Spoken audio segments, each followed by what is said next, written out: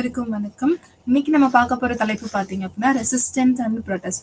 இந்த resistance and ப்ரொடெஸ்டை use பண்ணி எப்படி வந்து சோஷியல் ஈவில்ஸை வந்து சொசைட்டில இருந்து ரிமூவ் பண்ணாங்க, அப்படி வந்து சோஷியல் ஈவில்ஸை ரிமூவ் பண்ண ஆகச்சிறந்த ஆளுமைகளும் சிறந்த தலைவர்களையும் பற்றி தான் இன்னைக்கு வந்து நம்ம பார்க்க போறோம். எப்படி வந்து இந்த சமூக பிரச்சனையை வந்து எடுத்துட்டு போய் மக்கள்கிட்டையும் பெண்கள்கிட்டையும் அவங்க எடுத்துட்டு போய் சேர்க்கிறாங்க. அது மட்டும் இல்லாம அந்த ப்ரொடெஸ்ட் மூலியமாவும் இல்ல அவங்க வந்து கொடுக்குற அவேர்னஸ் மூலமாவும் வந்து எப்படி வந்து அந்த மக்களை வந்து சோஷியல் சேஞ்சுக்கு வந்து உட்படுத்துறாங்க, சொசைட்டில என்ன மாதிரியான மாற்றங்களை வந்து அவங்க ஏற்படுத்துறாங்க அப்படிங்கிறத பத்தி தான் வந்து இன்னைக்கு நம்ம பார்க்க போறோம். அப்ப சமூக ஒழுங்கு பற்றிய இந்து கருத்தாக்கத்தின் ஒற்றை அமைப்பின் பின்னணியில் இந்தியாவை கருதுவது போதாது. அப்ப சமூக ஒழுங்கு பற்றிய அது இந்து சமயத்துல ஃபாலோ பண்றவங்களை மட்டும் வச்சு அதுல இருக்க கருத்துக்களை மட்டும் வச்சு வந்து நம்ம இந்திய சமூகம் வந்து இப்படிதான் இருக்கும் அப்படிங்கிற ஒரு கருத்துக்கு வந்து நம்ம வந்துடக்கூடாது. அதையும் தாண்டி வந்து நிறைய விஷயங்கள் வந்து இந்தியாவில் நடந்துட்டு இருக்கு அப்படின்னு சொல்லிட்டு நம்ம பாக்குறோம்.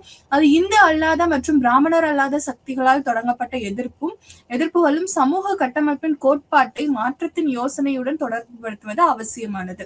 அதாவது ஒரு பிராமண சமூகத்தை மட்டும் வச்சு இந்தியாவோட வளர்ச்சியை நம்ம வந்து கம்பேர் பண்ணாம பிராமணர்கள் அல்லாதவர்களையும் இந்துக்கள் அல்லாதவர்கள் அவங்க வந்து சமூகத்துல வந்து என்ன மாதிரியான எதிர்ப்பு சிந்தனைகளோட வந்து அவங்க போரிட்டாங்க, அது வந்து நல்லதா, சமூகத்தோட நல்லெண்ணத்துக்காக தான் வந்து அவங்க பாடுபட்டாங்களா அப்படின்ற கண்ணோட்டத்தோட நம்ம எடுத்துட்டு போகணும். ஒரு சமூக கட்டமைப்பு உருவாக்குறதுக்காக அவங்க என்ன மாதிரியான போராட்டங்கள்லாம் பண்ணாங்க அப்படிங்கிறத பத்தி நம்ம பாக்குறோம். அப்ப சமூக அமைப்பு இந்திய சமூக கட்டமைப்பின் மீது படிநிலையை விதிக்கிறது.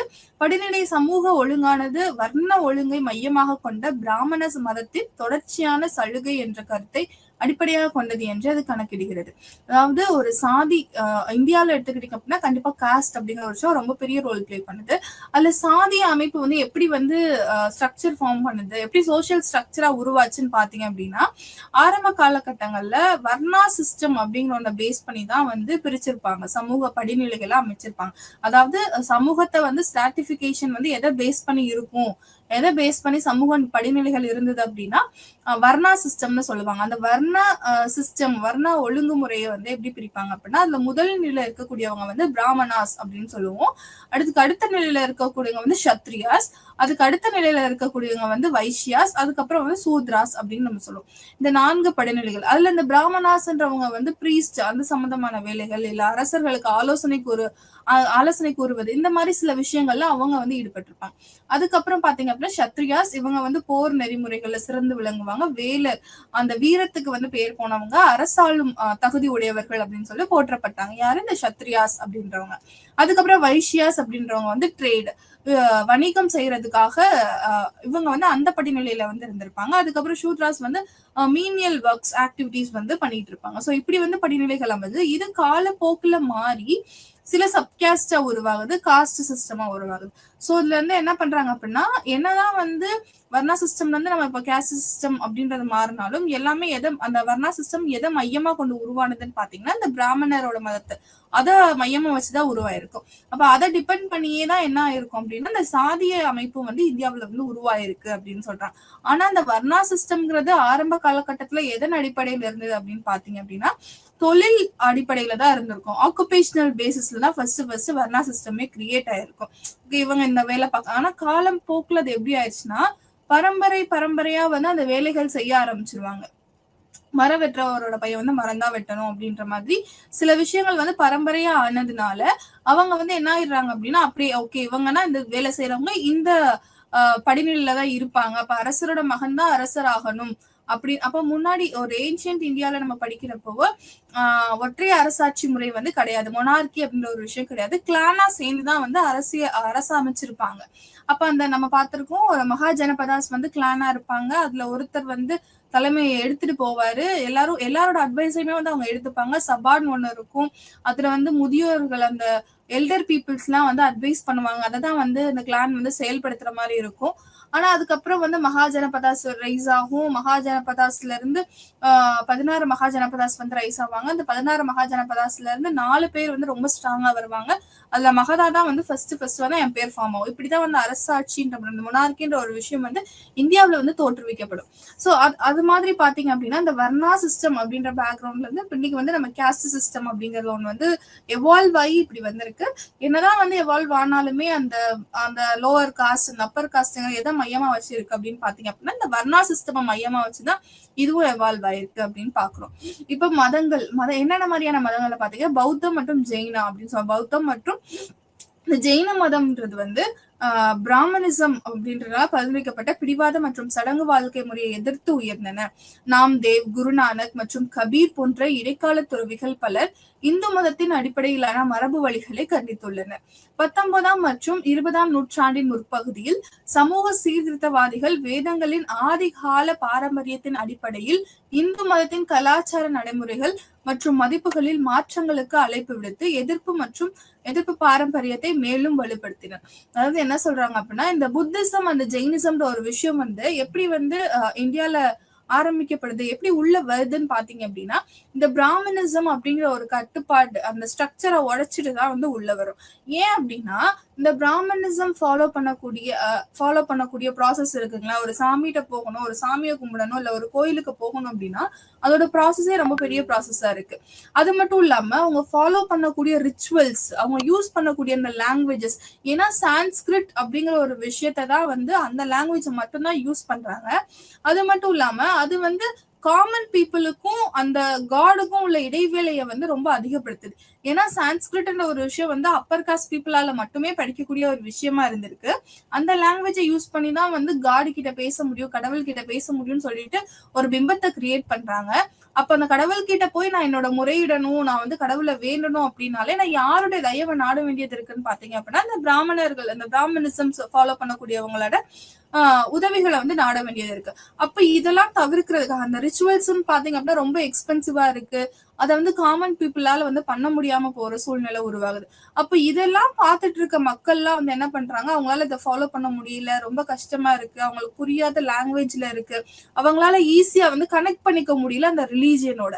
அப்ப என்ன பண்றாங்க அப்படின்னா இந்த புத்திசம் அண்ட் ஜெயினிசம் வந்து இதெல்லாம் தேவையே இல்லை, கடவுள்கிட்ட நீங்க போகணும்னா நீங்க தியானம் பண்ணா போதும், நீங்க கடவுளை மனசை நினைச்சா போதும், இல்ல கடவுளை பத்தின பாடல்களை பாடினா போதும், நீங்க எந்த லாங்குவேஜ்ல வேணாலும் பண்ணலாம் அப்படின்னு சொல்லிட்டு காமன் பீப்புளுக்கு வந்து ஈஸியா புரியுற மாதிரியான சில விஷயங்களை கொண்டுட்டு வராங்க. அவங்க ஈஸியா ஃபாலோ பண்ணக்கூடிய சில ப்ரொசீஜர்ஸ் எடுத்துட்டு வராங்க. அப்ப புத்திசம் ஜெயினிசம் வந்து அதனால என்ன ஆகுது அப்படின்னு பாத்தீங்க அப்படின்னா இந்தியால வந்து மேலோங்கி வளர ஆரம்பிக்குது. ஏன்னா காலங்காலமா இருந்துட்டு வர அந்த நம்பிக்கை சைவத்தையும் வைணவத்தையும் உடைச்சிட்டு உள்ள வர்றதுக்கான காரணம் பாத்தீங்க அப்படின்னா காமன் பீப்புள் பொதுமக்களால ஃபாலோ பண்ணக்கூடிய ப்ரொசீஜர் வந்து அந்த மதங்கள்ல இல்ல. அப்ப புத்திசமும் ஜெயினிசமும் அதுக்கு ஆல்டர்னேட்டிவா வரும்போது நீங்க இவ்வளவு எல்லாம் பண்ண தேவையில்லை, நீங்க ரிச்சுவல்ஸே வந்து பண்ண தேவையில்லை அப்படின்னு சொல்லும் போது அது என்ன ஆகுது அப்படின்னா மக்களுக்கு வந்து அந்த இது ஃபாலோ பண்றதுனால நம்மளுக்கு என்ன கிடைக்கும், அதுக்கு இது ஃபாலோ பண்ணா நம்ம கடவுள் கிட்ட போய் பேசலாம் அப்படின்னு சொல்ற ஒரு விஷயம். நம்ம மனுஷனோட அட்மோஸ்ட் எய்ம் என்ன அப்படின்னா எல்லாருமே வந்து முக்தி அடையணும் அப்படின்றாங்க. அப்ப நீங்க முக்தி அடைகிறதுக்காக போய் நீங்க இவ்வளவு செலவு பண்ண வேண்டிய அவசியம் இல்லை, நீங்க கடவுளை வந்து மனசுல நினைச்சாலே போதும் அப்படின்னு சொல்லிட்டு ஒரு ரொம்ப ஈஸியான ப்ரொசீஜர்ஸ், ரொம்ப சிம்பிள் வே ஆஃப் லிவிங் இருந்தா போதும், எல்லாத்துக்கும் ஹெல்ப் பண்ணுங்க, அதுவே போதும், அதுதான் நீங்க கடவுளுக்கு செய்யற உதவி அப்படின்னு சொல்லிட்டு ரொம்ப சிம்பிளான பிரின்சிபல்ஸ், உண்மையை பேசுங்க அப்படின்னு சொல்லுவாங்க. சோ இது எல்லாத்தையும் எடுத்துட்டு வர்றதுனால இந்த புத்திசம் அண்ட் ஜெயினிசம் பாத்தீங்க அப்படின்னா இந்தியால வந்து மேலோங்கி வளர ஆரம்பிக்குது. அதுக்கான ஒரு வாய்ப்பை வந்து எது கொடுக்கும் அப்படின்னா இந்த பிராமணிசம் கொடுக்கும். இவங்க வந்து என்ன பண்ணுவாங்க அப்படின்னா இந்த பிராமணிசம் காட்டுற டிஸ்கிரிமினேஷன், அந்த டிஃபரன்சியேஷனை வந்து எதிர்த்து குரல் கொடுப்பாங்க. முதல்ல வந்து இவங்க எதிர்த்து வந்து என்ன பண்ணுவாங்க அப்படின்னா குரல் கொடுப்பாங்க. நீங்க பண்றது தப்பு, நீங்க வந்து இந்த மாதிரியான டிஸ்கிரிமினேஷன் பண்ணக்கூடாது, விமென்ஸ்க்கு வந்து நீங்க ரைட்ஸ் கொடுக்கணும், எல்லா பீப்புளையும் காமனா ட்ரீட் பண்ணணும், இன்னொரு முக்கியமான விஷயம், நம்ம அந்த புத்திசம் அண்ட் ஜெயினிசம் வந்து எல்லா இன மக்களையும் வந்து அவங்க ஏத்துப்பாங்க. நீங்க மாதிரி நம்ம வர்ணா சிஸ்டம் பேஸ் பண்ணி நீங்க தான் வந்து உங்களை மட்டும்தான் நாங்க சீடராக ஏத்துக்குவோம், உங்களால மட்டும்தான் பௌத்த மதத்தை ஃபாலோ பண்ண முடியும், இல்ல ஜெயினிசம் ஃபாலோ பண்ண முடியும்னு அவங்க சொல்லல. எல்லா காஸ்ட் பீப்புளையுமே அது உள்ள வாங்கிருச்சு. சோ அதனாலயே அது வந்து ரொம்ப ரொம்ப ஒரு பெரிய பிளஸ் பாயிண்ட். அதனாலயே புத்திசம் ஜெயினிசம் வந்து ரொம்ப மேலோங்கி வளர ஆரம்பிச்சிச்சு. அது மட்டும் இல்லாம பல துறவிகள், நாம்தேவ், குருநானக், கபீர், இவங்கெல்லாம் வந்து அந்த இடைக்காலத்துல வாழக்கூடிய துறவிகள். இவங்க எல்லாரும் என்ன பண்றாங்க அப்படின்னா இவங்களுமே அப்படிதான் அந்த பிராமணிசத்தை வந்து எதிர்த்து நான் பிராமின்ஸ் பீப்புளுக்கு வந்து ஒரு கோபம் உருவாகுது, அந்த ரெசிஸ்டன்ஸ். அப்ப அது வந்து ப்ரொடெஸ்டா மாறுது. எப்படி வந்து இவங்க அதை கன்வெர்ட் பண்றாங்க அப்படின்னு பாத்தீங்க அப்படின்னா அந்த நாம்தேவ், குருநானக், கபீர் இவங்க எல்லாம் வந்து இவங்க இது எல்லாத்தையுமே கண்டிக்கிறாங்க. இந்த மாதிரிலாம் நீங்க பண்ணக்கூடாது. பிராமணிசம் நம்ம கடவுள அணுகுறதுக்கு இதெல்லாம் தேவையில்ல. ஒருத்தர் வந்து என்ன சொல்றாங்க, நீங்க பாட்டு பாடுனாலே போதும். இன்னும் உங்க மனசுல நினைச்சாலே போதும். சில procedure simple way of life lead பண்ணுங்க. அது உண்மையா நீங்க வந்து எந்த அளவுக்கு உண்மையா இருக்கீங்களோ, அந்த அளவுக்கு நீங்க கடவுளுக்கும் உண்மையா இருக்கீங்க. இதுக்காக நீங்க செலவு பண்ணி நிறைய ரிச்சுவல்ஸ் இல்ல நிறைய யஜ்னாஸ் நிறைய யாகங்கள் இதெல்லாம் வந்து பண்ணணும்ன்ற அவசியம் கிடையாது. நீங்க வந்து ஏழைகளுக்கு உதவி பண்ணாலே வந்து கடவுளுக்கு உதவி பண்றதுக்கு சமம் அப்படின்னு சொல்லிட்டு நிறைய பேர் வந்து நிறைய சோசியல் ரிஃபார்ம்ஸ் வந்து எடுத்துட்டு வராங்க. அப்ப அதனால வந்து என்ன ஆகுது அப்படின்னா சொசைட்டில நிறைய சேஞ்சஸ் உருவாகுது. அப்ப பீப்புள் என்ன பண்றாங்க, இந்த காமன் பீப்புள் லோவர் முக்கியமா பாத்தீங்க அப்படின்னா இந்த லோவர் காஸ்ட் பீப்புள் எல்லாரும் நம்மளையும் வந்து ஒரு ரிலீஜன் வந்து அக்செப்ட் பண்ணிக்குது அப்படின்னா அது ரொம்ப பெரிய விஷயம் இல்லையா? சோ அதனால என்ன பண்றாங்க அப்படின்னா நிறைய பேர் அந்த ரிலீஜியனை வந்து ஃபாலோ பண்ண ஆரம்பிக்கிறாங்க. அப்ப இப்படி வந்து சேஞ்ச் ஆகுது. நிறைய அந்த சோசியல் ரிச்சுவல்ஸ் பண்றதுக்காக அவங்க கிட்ட எக்ஸ்பென்ஸ் அதை வந்து அவங்களால ஃபாலோ பண்ண முடியலன்றப்போ அது மட்டும் இல்லாம இவங்க ஃபாலோ பண்ற அந்த கொள்கைகள் இருக்கு இல்லையா, அது எல்லாமே ரொம்ப சிம்பிளாவும் ஈஸியா மக்களுக்கு புரியுற மாதிரி இருக்கிறதுனால நிறைய மக்கள் வந்து இதை ஃபாலோ பண்ண ஆரம்பிக்கிறாங்க கொஞ்சம் கொஞ்சமா. அப்ப இந்த 19ஆம் 20ஆம் நூற்றாண்டு 19th and 20th செஞ்சுரியில பாத்தீங்க, அந்த ஸ்டார்டிங் ஏஜ்ல பாத்தீங்க அப்படின்னா நிறைய சீர்திருத்தவாதிகள் வந்து என்ன பண்றாங்க அப்படின்னா அந்த வேதங்களோட பாரம்பரிய தலைப்பை இந்து மதத்தின் கலாச்சாரம் அந்த இந்து மதம் அதாவது வேதங்கள்ல சொல்லியிருக்கத மிஸ் இன்டர்பிரட் பண்ணியிருக்காங்க, வேதங்கள் இந்த மாதிரி எல்லாம் சொல்லப்படலன்னு சொல்லிட்டு வேதங்களையும் வச்சு வந்து பேசுறாங்க. ஏன்னா நிறைய பேர் வந்து இந்த இந்துயிசம்னு சொல்லப்படக்கூடிய இந்த பிராமணிசத்துல வந்து நிறைய பேர் என்ன சொல்லிட்டு இருக்காங்கன்னா இதெல்லாம் வந்து வேதங்கள்ல சொல்லப்பட்டிருக்கு, பெண்களுக்கு வந்து உரிமைகள் கொடுக்க கூடாதுன்னு வேதங்கள்ல சொல்லப்பட்டிருக்கு, அதை தப்பா இன்டர்பிரேட் பண்ணி போதிச்சுக்கிட்டு இருந்தாங்க. அப்ப வந்து என்ன பண்றாங்க அப்படின்னா நிறைய சீர்திருத்தவாதிகள் உள்ள வந்து வேதங்கள்ல வந்து இந்த மாதிரி எல்லாம் சொல்லப்படல, எங்க சொல்லப்பட்டிருக்குன்னு சொல்லி அந்த கேள்வி எழுப்பி அந்த கலாச்சார நடைமுறைகள் தப்பான கலாச்சார நடைமுறைகளை பின்பற்றிட்டு வந்தவங்கள கொஸ்டின் பண்ண ஆரம்பிக்கிறாங்க முதல்ல. அப்ப கொஸ்டின் பண்ண ஆரம்பிச்சு அதை கண்டிக்கிறாங்க. அவங்க எல்லாருமே அந்த விஷயத்துக்கு எதிர்க்கிறாங்க. ஏன் அப்படின்னா இப்படி நீங்க வந்து தப்பான முறையில வந்து நம்ம வேதங்களை எடுத்துட்டு போனீங்க அப்படின்னா அந்த வேதங்களை வந்து நிறைய பேர் படிக்கவே மாட்டாங்க. நம்ம நம்ம வேதங்கள் வந்து நிறைய நல்ல விஷயங்களை வந்து சொல்லி இருக்கு அப்படின்னு சொல்லிட்டு ரிவைவலிஸ்ட் நம்ம உங்களுக்கு சொல்லுவோம். ஒரு வேதங்களை வந்து திருப்பி அதை கொண்டுட்டு வந்தாங்க. அதுல ரொம்ப முக்கியமான ரோல் பிளே பண்ணவர் வந்து விவேகானந்தர் நம்ம எடுத்துக்கலாம்.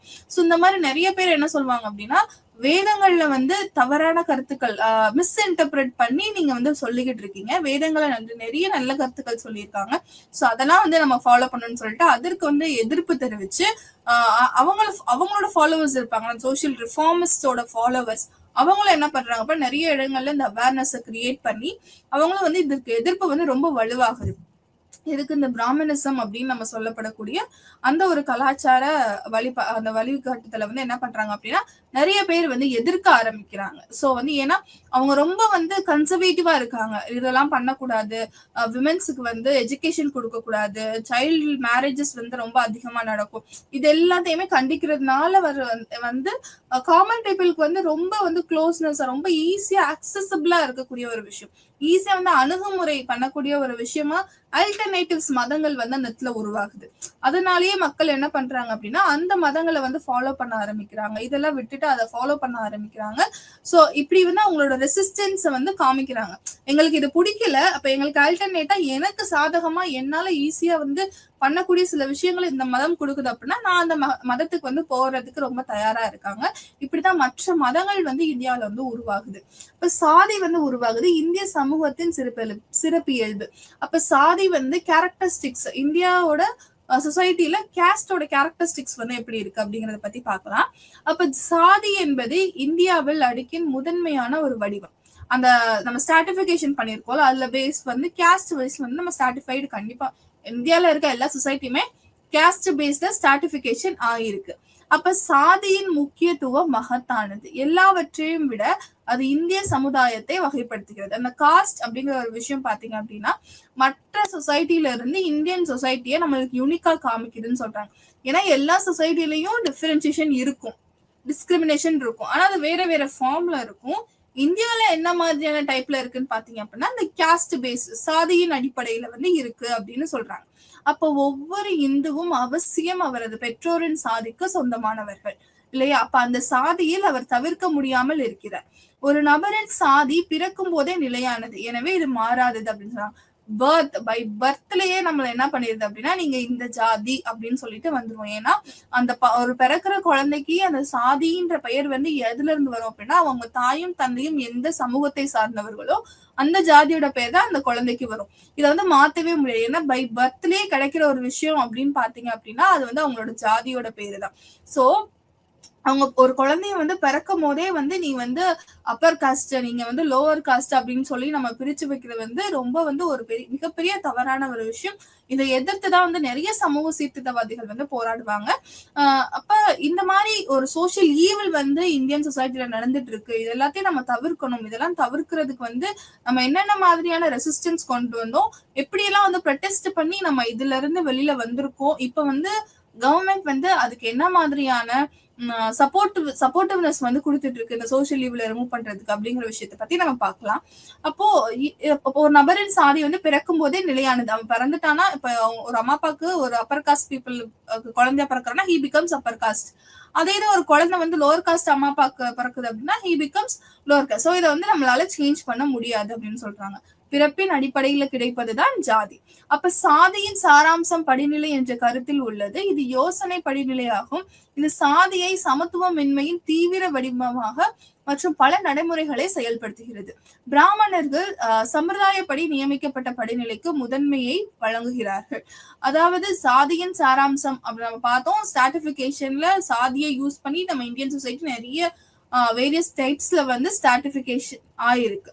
அப்போ ஒரு யோசனை, ஒரு ஐடியாலஜிக்கலா வந்து என்ன பண்றாங்க அப்படின்னா, என்னதான் வந்து நம்ம சப் கேஸ்ட் நிறைய கேஸ்ட் உள்ள வந்தாலும் அந்த பிராமணர்களுக்கு வந்து என்ன பண்றாங்க அப்படின்னா முதன்மை நிலையை கொடுத்தாங்க. ஏன்னா காலங்காலமாக வந்து அந்த பிராமின்ஸ் வந்து எப்படி இருக்காங்க அப்படின்னா சொசைட்டில இந்த ஃபர்ஸ்ட் லெவல்ல இருக்காங்க, ஹையர் லெவல்ல இருக்காங்க. அதனால அவங்க வந்து லேர்ன்டு எஜுகேட்டட் இந்தியன்ஸாவும் இருக்காங்க. சான்ஸ்கிரிட், முக்கியமா சான்ஸ்கிரிட் ஸ்காலர்ஸா வந்து நிறைய பேர் இருப்பாங்க. பிளஸ் கடவுள்கள்கிட்ட ஈஸியா பேசக்கூடிய இடங்கள்ல வந்து அவங்க இருந்தாங்க. சோ என்னதான் வந்து இது மாறினாலும் அந்த பிராமன்ஸ்க்கு முன்னுரிமை வந்து அந்த காலகட்டங்கள்ல வந்து அவங்களுக்கு வழங்கப்பட்டது. ரொம்ப முக்கியமான ஒரு விஷயம். ஏன் வந்து நம்ம அவங்களுக்கு இம்பார்ட்டன்ஸ் கொடுக்குறோம் அப்படின்னு பாத்தீங்க அப்படின்னா அவங்க எல்லாருமே வெல் எஜுகேட்டட் பர்சன்ஸா இருந்தாங்க. 1947ல நம்ம இண்டிபெண்டன்ஸ் வாங்குறப்போ நம்மளோட லிட்ரஸி ரேட் பாத்தீங்க அப்படின்னா 12% தான் இருந்தது. இன்னைக்கு வந்து நம்ம we have attained 80+%. அப்போ we have drastic change. இந்த அளவுக்கு சேஞ்ச். அதுக்கெல்லாம் வந்து நம்ம ரிசர்வேஷன்ஸ் தான் வந்து காரணம். நம்ம சில பேத்துக்கு வந்து முன்னுரிமை கொடுத்திருக்கோம், அதெல்லாம் தான் காரணங்கள். சரி வாங்க நம்ம வந்து பிராமணிசம் பத்தி பார்த்தோம் அப்படின்னா சாதி மற்றும் படிநிலையின் சித்தாந்தம். அந்த சாதி வந்து ஸ்ட்ராட்டிபிகேஷன்ல வந்து என்ன மாதிரியான அடிப்படையில வந்து அது பிரிஞ்சிருக்கு அப்படின்னு பாத்தீங்க அப்படின்னா டுமவுண்ட் அப்படிங்கிறவர் வந்து ஒரு ஸ்டடி பண்றாரு. படிநிலை பற்றிய அவரது புரிதலின் அடிப்படையானது இந்த சமூக பிரபஞ்சத்தை 4 மடங்கு வர்ண வரிசையின் அடிப்படை, அதான் நம்ம 4 stages ஆஃப் வர்ணா சிஸ்டம் பார்த்தோம் இல்லையா, பிராமணாஸ், சத்ரியாஸ், வைஷ்யாஸ் அண்ட் சூத்ராஸ். ஸோ 4 மடங்கு அடிப்படையில பிராமணர்களுடன் பிரிப்பதாகும். அதை தொடர்ந்து சத்திரியர்கள், அதுக்கப்புறம் வைஷ்யாஸ் மற்றும் சூத்திரியர்கள், தீண்ட தகாதவர்கள், புறக்கணிக்கப்பட்டவர்கள், இது போக அவுட்காஸ்ட் பீப்புள்னு சில பேர் இருப்பாங்க. அந்த சூத்ராஸே வந்து menial activities and menial works பாக்குறவங்களா தான் இருப்பாங்க. அவங்களையும் தவிர்த்து சில அவுட்காஸ்ட் பீப்புள்ஸ் இருப்பாங்க. அவங்கலாம் வந்து அந்த வில்லேஜோட இல்ல அந்த ஊரோடைய அவுட்ஸ்கர்ட்ஸ், அந்த வெளியில தான் வந்து வாழ்வாங்க. எல்லைகள்ல வாழக்கூடியவர்கள், அந்த ஊருக்குள்ளேயே வந்து அனுமதிக்கப்படாதவர்கள், அவங்க வந்து புறக்கணிக்கப்பட்டவர்களாகவும் இருக்காங்க. அந்த அவுட்காஸ்ட் பீப்புள் தீண்டத்தகாதவர்களா இருக்காங்க. மற்றும் வர்ண வரிசையின் சடங்கு தரவரிசைக்கு வெளியே உள்ளன. அந்த 4 வர்ணா சிஸ்டத்துக்குள்ள இவங்களை எங்கேயுமே அக்செப்ட் பண்ணிக்க மாட்டாங்க. இவங்களால அவுட்காஸ்ட் பீப்புள் அப்படின்னு சொல்றாங்க. தரவரிசைக்குள்ளேயே வந்து உள்ள வராத சில பேர்களும் இருக்காங்க. அப்ப எந்த அளவுக்கு வந்து டிஸ்கிரிமினேஷன் அந்த இடத்துல வந்து இருந்திருக்கு நம்மளால வந்து பார்க்க முடியுது. அப்ப ஒவ்வொரு சாதியும் படிநிலை வரிசைப்படுத்தலில் அதன் நிலையை பாதுகாக்க மற்றவர்களிடமிருந்து பிரிவினையை தக்க வைத்துக் கொள்ள முயல்கின்றன. அப்ப வந்து என்ன பண்றாங்க அப்படின்னா, நான் உன்னை விட பெரியவன் சொல்லிக்கிறதுக்கு அவங்களால என்னென்ன பிரிவினைகள் பண்ண முடியுமோ அது எல்லாத்தையுமே பண்றாங்க. அப்ப சத்ரியாஸை விட பிராமணாஸ் என்னென்ன பண்ண முடியும், நான் வந்து யாகம் பண்ணாம உன்னால அரசன் ஆக முடியாது. சோ சில முடிவுகளை வந்து அவங்க என்ன பண்றாங்க, பிரிவினைகளை வந்து அந்த பிரிவினைகளை வச்சுக்கிறதுக்காக நிறைய விஷயங்கள் வந்து அவங்க பாதுகாக்கப்படுறாங்க. சான்ஸ்கிரிட் லாங்குவேஜ் வந்து ரொம்ப பெரிய இம்பார்ட்டன்ட் ரோல் பிளே பண்ணியிருக்கும். அப்ப திருமணம் மற்றும் இரவு உணவு விஷயங்களில் பிரித்தல் என்னென்ன மாதிரியான முக்கியமா வந்து பாத்தீங்க அப்படின்னா மேரேஜ். அப்ப மேரேஜ்ல இன்டர்காஸ்ட் மேரேஜ் பண்ணிக்கவே மாட்டாங்க, பண்ணி வைக்கவே மாட்டாங்க. அது வந்து கேஸ்ட் பாத்தீங்க அப்படின்னா அது வந்து எண்டோகேமஸ் மேரேஜ் தான். அவங்களோட ஓன் காஸ்ட்டுக்குள்ள தான் வந்து மேரேஜ் பண்ணிப்பாங்க. அதே மாதிரி அந்த மூமெண்ட் அந்த மொபிலிட்டிங்க வந்து ரொம்ப வெரி வெரி மினிமலா தான் இருக்கும் அந்த வர்ணா சிஸ்டம் பொறுத்த வரைக்கும். அப்ப திருமணம் அப்படிங்கிற ஒரு விஷயத்துல ரூல்ஸ் அண்ட் ரெகுலேஷன்ஸ் கொண்டுட்டு வராங்க. முக்கியமா உணவு விஷயங்கள்ல யாரும் யாருக்கும் சமமா உட்கார்ந்து சாப்பிடக்கூடாது. ஒவ்வொருத்தவங்களுக்கும் ஒவ்வொரு மாதிரியான உணவுகள் தான். நம்ம பக்கா ஃபுட், கச்சா ஃபுட்னு பார்த்திருப்போம். பக்கா ஃபுட் அப்படின்னா அந்த கீ யூஸ் பண்ணி சமைக்கப்படுற உணவுகள். அதை வந்து உயர் சாதிகள் மட்டும்தான் உணவா உண்ணணும். தண்ணீர் வச்சு சமைச்ச உணவை மட்டும்தான் வந்து கீழ் சாதி மக்கள் வந்து சாப்பிடணும் அப்படின்னு சொல்லிட்டு நிறைய ரெஸ்ட்ரிக்ஷன்ஸ் எல்லாம் வந்து கொண்டுட்டு வராங்க. தொழில்கள் மற்றும் தொழில்களில் காணப்பட்ட தொழிலாளர் பிரிவு. அப்ப இண்டஸ்ட்ரீஸ் ஒர்க்கர்ஸ்குள்ள நடக்கிற தொழிலாளர்கள் பிரிவு அதையும் வந்து அவங்களுக்குள்ளே வந்து பிரிவு பண்றாங்க. சில இடங்கள்ல பாத்தீங்க அப்படின்னா ஜாதிகளின் அடிப்படையில தான் வந்து அந்த தொழிலாளர்களை பிக் பண்ணுவாங்க. சோ அங்கேயும் வந்து ஒரு டிஃபரன்சியேஷன் நடக்குது. படிநிலைகளின் கொள்கையின் அடிப்படையில் ஒருவருக்கொருவர் பார்ப்பது, வேறு வார்த்தைகளில் கூறுவதனால் படிநிலையின் தரவரிசைப்படுத்தப்பட்ட குழுக்கள் ஒன்றை ஒன்று பார்க்கின்றன மற்றும் மற்றவர்களால் ஒப்பீட்டளவில் உயர்ந்தவை அல்லது ஒருவருக்கொருவர் தாழ்ந்தவை என்று பார்க்கப்படுகிறது. அப்போ ஒரு படிநிலையில இருக்கும்போது சமூகத்துல ஒரு படிநிலை வைக்கிறாங்க. அதுல வந்து ஒருவருக்கு ஒருவர் வந்து எப்படி வந்து மாறுபட்டு இருக்காங்க. நம்ம முன்னாடியே பார்த்த மாதிரி அவங்கள டிஃபரன்ஷியேட் பண்ணிக்கிறதுக்காக சில கட்டமைப்புகளை வச்சிருப்பாங்க, சில ப்ரொசீஜர்ஸ் வச்சிருப்பாங்க. இந்த விஷயத்த வந்து என்னால மட்டும்தான் பண்ண முடியும். சோ நீ வந்து ஒரு அரியணை ஏறணும்னா கண்டிப்பா பிராமணரோட உதவி தேவை அப்படிங்கிற மாதிரியான சில கட்டமைப்புகளை வந்து உருவாக்கி வச்சிருப்பாங்க. அப்ப நான் உன்னோட உயர்ந்தவன்றதோட தாட் ப்ராசஸ் அவங்களுக்கு வரும். அதே மாதிரி நாங்க வந்து உங்களை விட தாழ்ந்தவர்கள் தான் அப்படின்னு சொல்லிட்டு அந்த தாழ்வு மனப்பான்மை, இந்த உயர்வு, இது எல்லாமே வந்து இந்த இடத்துல வந்து ரொம்ப பெரிய ரோல் பிளே பண்ணுது. சோ அவங்களே வந்து நம்ம யாருமே வந்து அதுக்கு அப்போஸ் பண்ணி ஓகே நான் ஏன் உங்களை நம்பி இருக்கணும், நான் ஏன் வந்து கடவுள்கிட்ட பேசணும்னா எனக்கு இந்த லாங்குவேஜ் தான் பேசணும், எனக்கு தெரிஞ்ச லாங்குவேஜ்ல நான் பேசலாமே. ஏன்னா இந்தியா இஸ் சொசைட்டி, அது வந்து ஒரு பெரிய டைவர்ஸ் சொசைட்டி, மல்டி கல்ச்சரல் இருக்க சொசைட்டி, மல்டி லாங்குவேஜஸ் பேசக்கூடிய ஒரு சொசைட்டி. அப்ப கண்டிப்பா வந்து மக்கள் வந்து அவங்க லாங்குவேஜ்ல பேசிக்கலாமே, எதுக்காக வந்து சான்ஸ்கிரிட்ல மட்டுமே பேசணும். ஸோ இந்த மாதிரியான கொஸ்டின்ஸ்லாம் வந்து ரொம்ப லேட்டரா தான் எமர்ஜ் ஆகுது. அதுவுமே ரொம்ப பெரிய கஷ்டம். ஏன்னா இந்த மாதிரியான சுச்சுவேஷன்ல இருக்கக்கூடிய ஒரு சொசைட்டில நாங்கெல்லாம் வந்து இப்படிதான் இருக்கணும், நம்ம வந்து இப்படிதான் பண்ணணும், நம்ம வந்து அவங்களுக்கு கீழே தான் சொல்லி நம்பிக்கிட்டு இருக்க ஒரு சொசைட்டில ஒரு ரெசிஸ்டன்ஸை நம்ம கொண்டுட்டு வரோம் அப்படின்னா that was not an easy task. So அதுக்காக என்னென்ன மாதிரி பண்றாங்கன்னா அவங்களோட சொந்த சமூகத்தினரே கூட அவங்க சமூகத்தை விட்டு ஒதுக்கி வச்சிருப்பாங்க. நிறைய விஷயங்கள் நடந்திருக்கும். அதுக்கு அடுத்து பார்ப்போம். தூய மற்றும் தூய்மையற்ற இரட்டை கருத்துக்களில் பிரிவினை வெளிப்படுகிறது. இது வந்து பியூர் அண்ட் பொல்யூஷன்ற கான்செப்ட், தூய மற்றும் தூய்மையற்ற. ஸோ இந்த கான்செப்ட் பாத்தீங்க அப்படின்னா இந்த ஐடியாலஜி வந்து 3 உயர்ந்த சாதியினர் அதை விட தாழ்ந்த சாதியை தவிர்ப்பதன் மூலம் தங்கள் தூய்மையை பேணுகிறார்கள். அப்போ ஒரு காஸ்ட் ஒரு 4 பேர் இருக்காங்க. இந்த 4 பேர், அதாவது நம்ம வரனால அந்த 4 ஸ்டேஜஸ் பார்த்தோம்ல, அதுல அந்த ஃபர்ஸ்ட் 3 ஸ்டேஜஸ் பாத்தீங்க அப்படின்னா உயர்ந்த ஜாதின்னு சொல்றாங்க. அப்ப அவங்க உயர்ந்த ஜாதின்னு சொல்லும் போதே இந்த 4வது இருக்க சூத்ராஸ் வந்து யாரு அப்படின்னா தாழ்ந்த சாதி ஆயிடுறாங்க. அப்ப இதெல்லாம் வந்து எதுக்காக அப்படின்னா அதை தவிர்ப்பதன் மூலம் அவங்க வந்து தூய்மையை பேணுகிறார்கள். அந்த 3 பேரும் அந்த வர்ணா சிஸ்டம்ல இருக்கக்கூடிய ஃபர்ஸ்ட் 3 பேரும் பக்கா ஃபுட் சாப்பிடுவாங்க. இவங்க தான் கச்சா ஃபுட் சாப்பிடுவாங்க, அந்த சூத்ராஸ். இவங்க 3 பேரும் வந்து ஒயிட் கலர் ஜாப்ஸ் தான் பார்ப்பாங்க. அதாவது ஃபர்ஸ்ட் பிராமணாஸ் வந்து பிரீஸ்ட் பார்ப்பாரு, பிளஸ் அட்வைசர்ஸ் டு த அந்த ரூலருக்கு வந்து அட்வைஸ் பண்ற இடத்துல மினிஸ்டர்ஸா இருப்பாங்க. அதுக்கப்புறம் பாத்தீங்க அப்படின்னா சத்ரியாஸ் ரூல் பண்ணக்கூடியவங்க, அரசாலும் தகுதியை பெறக்கூடியவள். அதுக்கப்புறம் வைஷ்யாஸ் ட்ரேடர்ஸ் தான் வந்து ரொம்ப செல்வந்தர்களாகவும் இருப்பாங்க. சோ இவங்க எல்லாருமே வந்து என்ன பண்றாங்க அப்படின்னா இவங்களை தவிர்க்கும் போது, சூத்ராச தவிர்க்கும் போது அவங்கெல்லாம் வந்து தூய்மையானவர்கள், நாங்கெல்லாம் வந்து purest forms of human beings அப்படின்னு வந்து அவங்களை தன்னைத்தானே வந்து சொல்லிக்கிறாங்க. அவங்கள அவாய்ட் பண்றதுனாலதான் நாங்க வந்து ரொம்ப பியூரா இருக்கோம் அப்படின்ற மாதிரியான சில கருத்துக்களை வந்து அவங்க முன் வைக்கிறாங்க. அடுத்து பாத்தீங்க அப்படின்னா சாதி படிநிலையில் பிராமணர்கள், பூசாரி மற்றும் இலக்கியவாதிகள். பூசாரிகள், பிராமணர்கள் வந்து என்ன வேலை பாக்குறாங்க அப்படின்னா ஒண்ணு பூசாரி வேலை, பிரீஸ்டா இருக்காங்க. இலக்கியவாதிகள், அதாவது அவங்கதான் வந்து எஜுகேட்டட் பீப்புளா இருக்காங்க. புக்ஸ் வந்து எழுதுறது, ரீட் பண்றது, படிக்கிறது, இது எல்லாமே அவங்களுக்குரிய வேலைகளா இருக்கு. சத்ரியாஸ் பாத்தீங்க அப்படின்னா போர் வீரர்கள் அமைக்கப்படுகிறார்கள் மற்றும் வைசியர்கள் வந்து வர்த்தகம். சத்ரியாஸ் வந்து போர் வீரர்களா இருப்பாங்க, அரசர்களா இருப்பாங்க, முடிசூட்டி கொள்றவர்களா இருப்பாங்க. வைஷ்யாஸ் பாத்தீங்க அப்படின்னா வர்த்தகம், ட்ரேட்ல வந்து ஈடுபடக்கூடியவர்களா இருக்காங்க. சாதி ஏணியின் அடிப்பகுதியில் உள்ள சூத்திரர்கள் மிக குறைவானவர்கள் மற்றும் அவர்கள் பொறுப்புகளில் 3 வர்ணங்களுக்கு சேவை செய்வதும் அடங்கும். அப்ப இந்த லாஸ்ட் லெவல்ல இருக்கக்கூடிய சூத்ராஸ் பாத்தீங்க அப்படின்னா அவங்க என்ன மாதிரியான வேலைகள் செய்யணும் அப்படின்னா இந்த 3 வர்ணா சிஸ்டம்ல இருக்கக்கூடியவங்களுக்கும் ஹெல்ப் பண்றதுதான். அவங்களோட வீட்டுல அவங்களோட டெய்லி ஆக்டிவிட்டிஸ்ல இவங்க அசிஸ்ட் பண்றதுதான் வந்து இவங்களோட வேலையை. யாரோட வேலைன்னா இந்த சூத்ராஸோட வேலை. சோ சூத்திரர்கள் மிக குறைவான அவர்களின் பொறுப்புகளில் 3 வர்ணங்களுக்கும் சேவை செய்வது. இந்த 3 வர்ணா சிஸ்டம்ல இருக்கவங்களுக்கு சேவை செய்யறதுதான் இவங்க சூத்ராஸ் அப்படின்றவங்களோட வேலை. தொழில் என்பது சாதியின் ஒருங்கிணைந்த மற்றும் தீர்மானிக்கும் பண்பு. பிறப்பிலிருந்து தொழில்கள் நிர்ணயிக்கப்படுகின்றன, அதாவது அவை பரம்பரை ஈடுபாட்டை ஏற்படுத்துகின்றன. தொழிலில் ஏற்படும் எந்த மாற்றமும் சாதி விதிமுறைகளையும் பாரம்பரியத்தையும் மீறுவதை குறிக்கிறது. அதாவது இங்க என்ன சொல்றாங்க, இப்ப நம்ம பார்த்தோம் அவங்கவுங்களுக்கு என்னென்ன வேலைன்னு சொல்லியிருக்காங்க. 4 வர்ணா சிஸ்டம், அதுல வந்து 4 பேத்துக்கும் சொசைட்டில என்னென்ன வேலை செய்யணும்னு கொடுத்திருக்காங்க. அதே மாதிரி சூத்ராஸ் வந்து என்ன பண்றாங்க, அந்த 3 வர்ணா சிஸ்டம்க்கும் சேவைகள் செய்யறாங்க. இப்போ இந்த இடத்துல பாத்தீங்க அப்படின்னா தொழில் அப்படிங்கிறது வந்து பிறப்பின் அடிப்படையிலே வந்துருது.